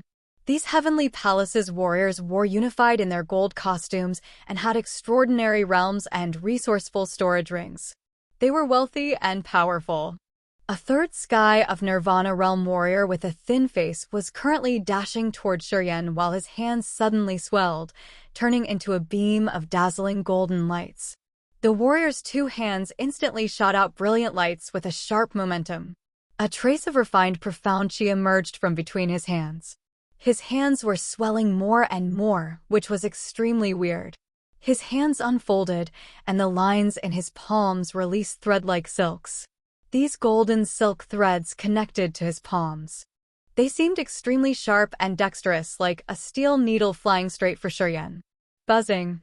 A harsh whistle came up. Those golden threads scattered everywhere, extended more and more, became denser, and then covered Shuryen entirely. Shuryen's face remained unchanged. He frowned and suddenly turned into a bunch of starlight, following the star trajectory and quickly teleported himself to the side. Those golden silk threads intensely submerged Shuryen's previous spot that he had just left. They then crushed the rocks there into pieces like cutting tofu. Golden silk. A cold laugh reached his ears. Those gold threads were like electricity that shot out again, spearing themselves toward Shuryen. These Heavenly Palace's warriors seemed to be very good at strange martial arts.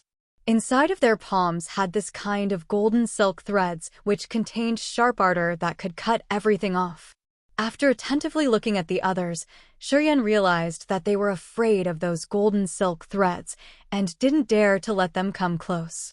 Seeing those golden threads dashing forward, the people of Aya's group immediately scattered as they were afraid of being pierced by the golden threads. Ningze stood motionlessly, not really caring about Shuryen. His lustful eyes fell on Aya's and Tsai's bodies. He seemed to be waiting for both of them to be arrested so he could enjoy pleasures with them. Shuryen didn't know the origin of either the Heavenly Palace or the Fighting Union. However, after having heard the conversation between Aya and Ningze, he realized that they belonged to the Divine Land and were very powerful forces. Although Aya and Ningze were still very young, they had already reached the Sky Realm. Thus, Shuryen could imagine how powerful their forces were. Golden threads above their heads were extremely flexible and breathtaking, flashing out with harsh, ear-piercing sounds. The warrior who was chasing and attacking Shuryen didn't seem to be worried after he had missed his first shot. He continued urging his power. The golden silk threads flying out from his palms extended longer and longer with fierce momentum, continuing to chase Shuryen without giving up. There was a trace of a feeble soul on the golden silk threads. The Heavenly Palace's warriors seemed to bind their soul consciousness onto the threads, making them able to lock the target. Regardless of how hard Shuryen tried to avoid them, these threads could always find him again. Those warriors' hands were swollen and constantly released extremely sharp, glittering lights. Gradually, the golden silk threads soon covered the entire sky like countless golden lightning bolts interlacing in the sky. This made people feel frightened. Wailing, Borg suddenly let out mournful screams. He had been avoiding the golden silk threads, but carelessly let one of them cross him and cut off a part of his leg. Blood overflowed like a spring. Borg kept screaming nonstop as he fearfully looked at Kai, wanting her help. The rings on Tsai's arms had all flown out. Those rings hit each other, producing crisp, sweet sounds and blooming numerous dazzling lights which then formed into many circles of lights and covered her entire beautiful body, protecting her from being damaged by the golden silk threads. A Sky Realm warrior's swollen hands looked like they were perfused with golden juice which now slowly flowed out. Golden silk threads flew out from between his swollen hands like tiny pythons jumping cheerfully and gradually blockading the space around her. Her graceful posture moved tenderly. The circles of light and the golden silk threads collided, sparking dazzling light spots everywhere. Although Tsai's cultivation base was high, she couldn't get out of the thick golden silk threads around her. She saw Borg unable to resist anymore, but it was impossible for her to reach out to help him. Golden silkworm split. The warrior who was dealing with Borg revealed a cold sneer. More than 10 golden silk threads flew out from his swollen hands, heading toward Borg and fully covering him instantly. Brilliant golden light flashed up under Shurien's gaze. Borg's body suddenly turned into broken pieces of flesh and bones. Borg, who was in the third sky of Nirvana realm, was unable to escape and had been cut into countless pieces under the coverage of those golden silk threads. Before Borg's death, Shurien had seen a golden wire coming out of Borg's back. A warrior who was fighting with Laoli had suddenly spared a part of his force and had quietly used the golden threads to pierce through Borg, making him unable to gather his strength. The magical golden silk was the unique martial arts that only the Heavenly Palace's warriors had. If they wanted to cultivate it successfully, they needed to collect the silks taken from the myriad devouring golden silkworm in a secret place of the divine land, and then cultivate and absorb it into their bodies. Each warrior who practiced this secret magical technique all golden-style martial spirit. They then used this martial spirit and their profound chi to nourish this golden silk, blending their blood, soul consciousness, and profound chi into golden silk. After many years of arduous pilgrimages, the golden silk that was cultivated and absorbed into the warriors' bodies not only possessed the special features of the myriad devouring golden silkworm, but could also connect with their minds and stay under their control. Cultivating this secret gold silk was extremely dangerous for the Heavenly Palace's warriors. Their bodies could instantly be divided if they were careless. Heavenly Palace's warriors who could cultivate this secret technique were all cruel and ruthless, not even thinking about risking their own lives. The warriors would become extremely dangerous when they cast the golden silk out. Once performing this secret technique, if there were no strong means of defense, this golden silk would split other people's bodies. Borg didn't have much means of defending himself with one of his legs cut off and the golden silk pierced through from his back. Because of those things, Borg apparently couldn't escape death, although he had the third sky of Nirvana realm cultivation base. As soon as he died, his scattering aura flowed into Shurien. Shurien was avoiding the golden silk threads. However, when seeing Borg had died, Shurien quietly moved forward and absorbed the aura from Borg. Feeling the influx of Borg's aura, Shurien calmly looked at the golden silk threads flying around in the sky, and suddenly grinned in silence as he just came up with a vicious plan in his mind.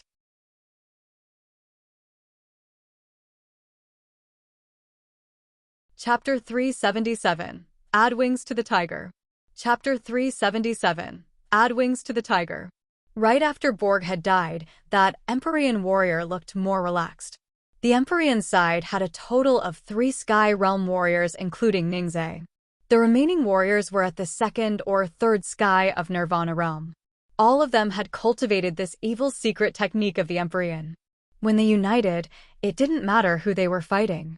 Borg was dead, and Laoli and Laluin immediately fell into danger. Although these two brothers were only in the third sky of Nirvana realm, they were very good at joining forces. They stood back to back.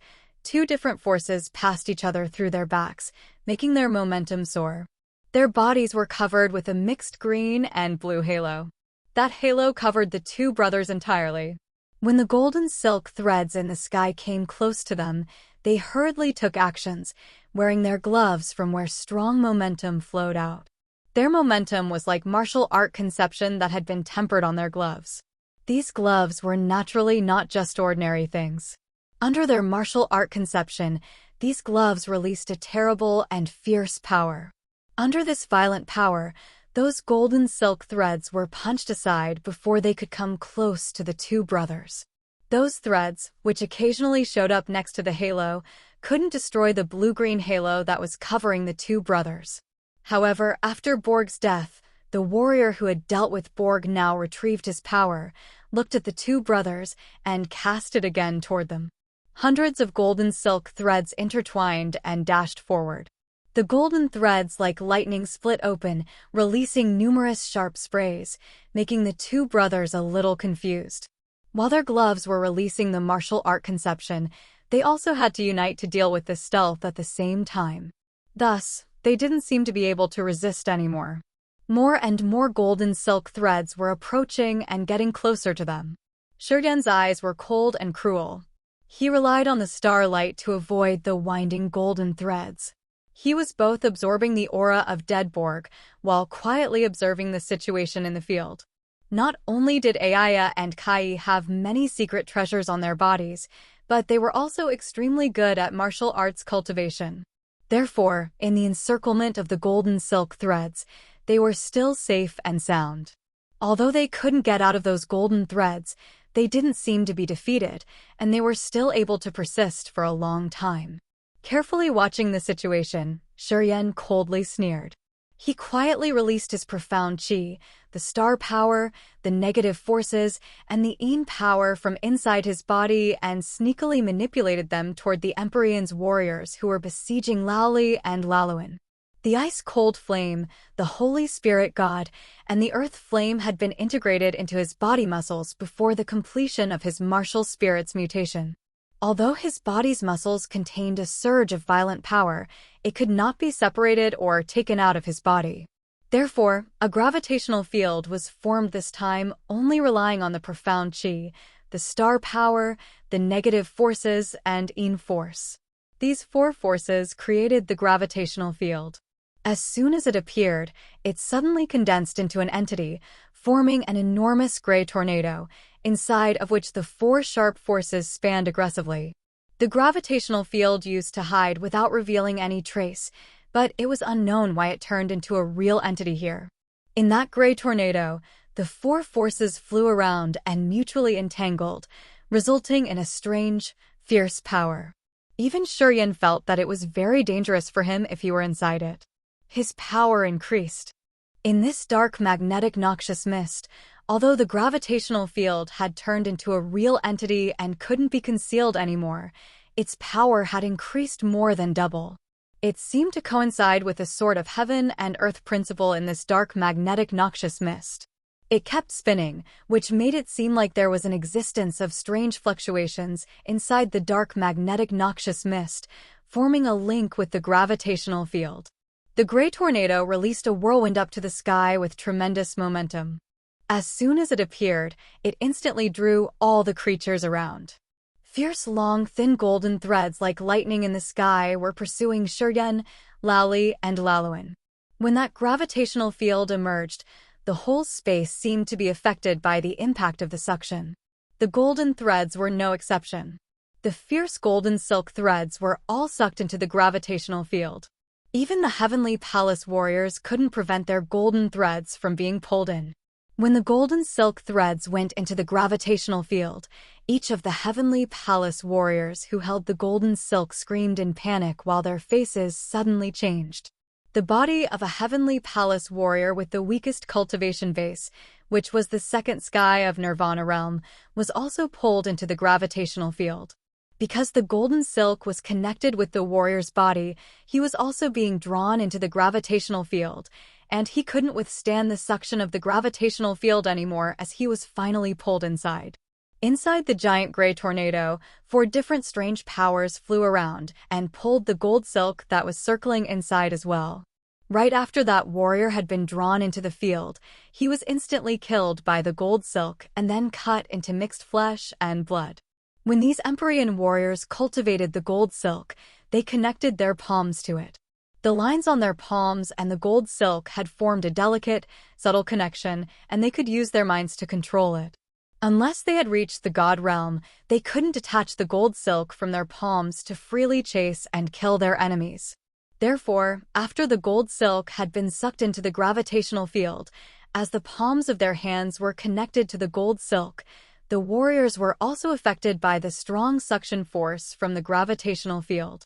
Moreover, the gold silk inside the gravitational field also created a huge pulling force. The warriors looked very miserable as they struggled hard to escape from the gray tornado formed by the gravitational field. "It's you." Tsai's eyes suddenly brightened up. When she had been at the bottom of the lake, she had known that Shurien was not easy to mess with. At this critical time, the gray tornado appeared in front of Shurien. Shurien had a mocking sneer on his cold face as he watched the Empyrean warriors being pulled into the gravitational field and minced into bloody pieces of flesh. Kai now realized that Shurien was the one who was changing the situation here. Kai exclaimed in shock, which drew the attention of the others to Shurien. A strange light flashed up in Aya's eyes. She didn't seem to expect in this critical time, Shurien, who was only in the Nirvana realm, would be the most effective one. With a cruel look and a cold sneer, he used some kind of secret technique to strangle those warriors, which made her extremely shocked. Lali and Laluan had been in danger and would have probably been killed by the Empyrean's warriors. At the most dangerous time, Shurien suddenly took action, creating the gravitational field and forcing those warriors to divide their strength in an attempt to resist. Thus, the strength they had been focusing on the two brothers Laluan and Laoli was reduced, which made the two brothers surprised and frightened at the same time.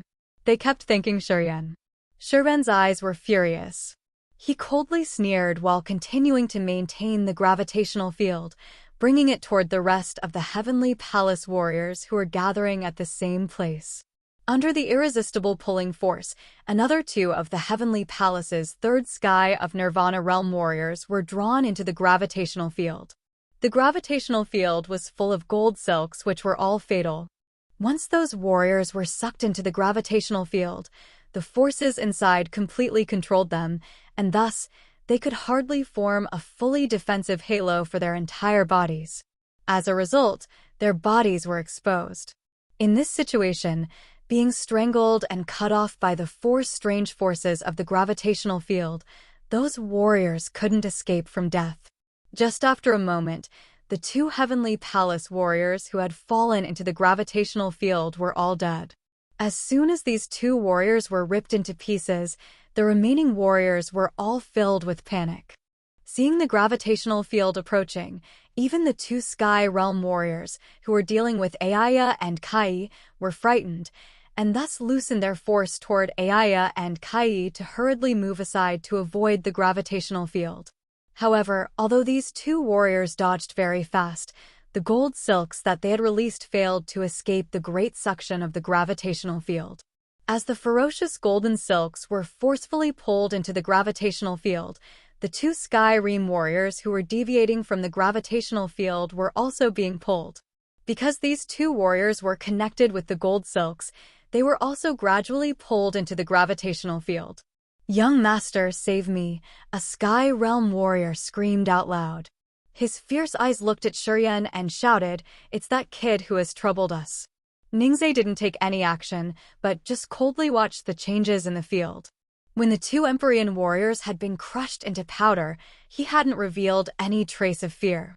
It seemed that the death of those Nirvana Realm warriors was nothing to him. However, when the two Sky Realm warriors who had released the gold silks had also been pulled into the gravitational field and screamed out loud together, Ningxia finally showed a grave look. "Be careful." Aya and Kai didn't bother with their hatred for Shurien, simultaneously letting out a scream and flying toward the front of Shurien. One on the left and the other on the right, they were both protecting Shurien, coldly looking at Ningze, who was storming at them very fast. Although Aya and Kai were ruthless and wanted to see Shurien die sooner, they still understood their current situation. If they wanted to defeat the Heavenly Palace warriors, they had to rely on the gray tornado that Shuryen had created. Therefore, when Ningzhe was about to make a move, both of them immediately rushed to Shuryen's side, wanting to join forces to protect him. Shuryen was about to take action and then became panicked seeing the two girls suddenly fly over. After realizing the girls just wanted to offer him protection, he shook his head and smiled and was not in a hurry to release his power. He stood behind Aya and Kai and continued manipulating the gravitational field. The gold silks that were released by the Heavenly Palace warriors were extremely sharp and evil, able to cut everything. Those golden silks had fallen into the gravitational field, stirred up by the forces of the gravitational field, and thus, their power was skyrocketed instantly. Anyone who fell into this gravitational field would be crushed into powder by the gold silk. Seeing the gold silk fly into the gravitational field aggressively, Shuryen's heart dissipated. He then had an idea that he would try to collect as much of the gold silks from this myriad devouring golden silkworm as possible. This stuff and the gravitational field together was indeed a killing machine. You're tuning in to the Phoenix Knights YouTube channel. Don't forget to subscribe and join us on this journey to catch the most captivating stories.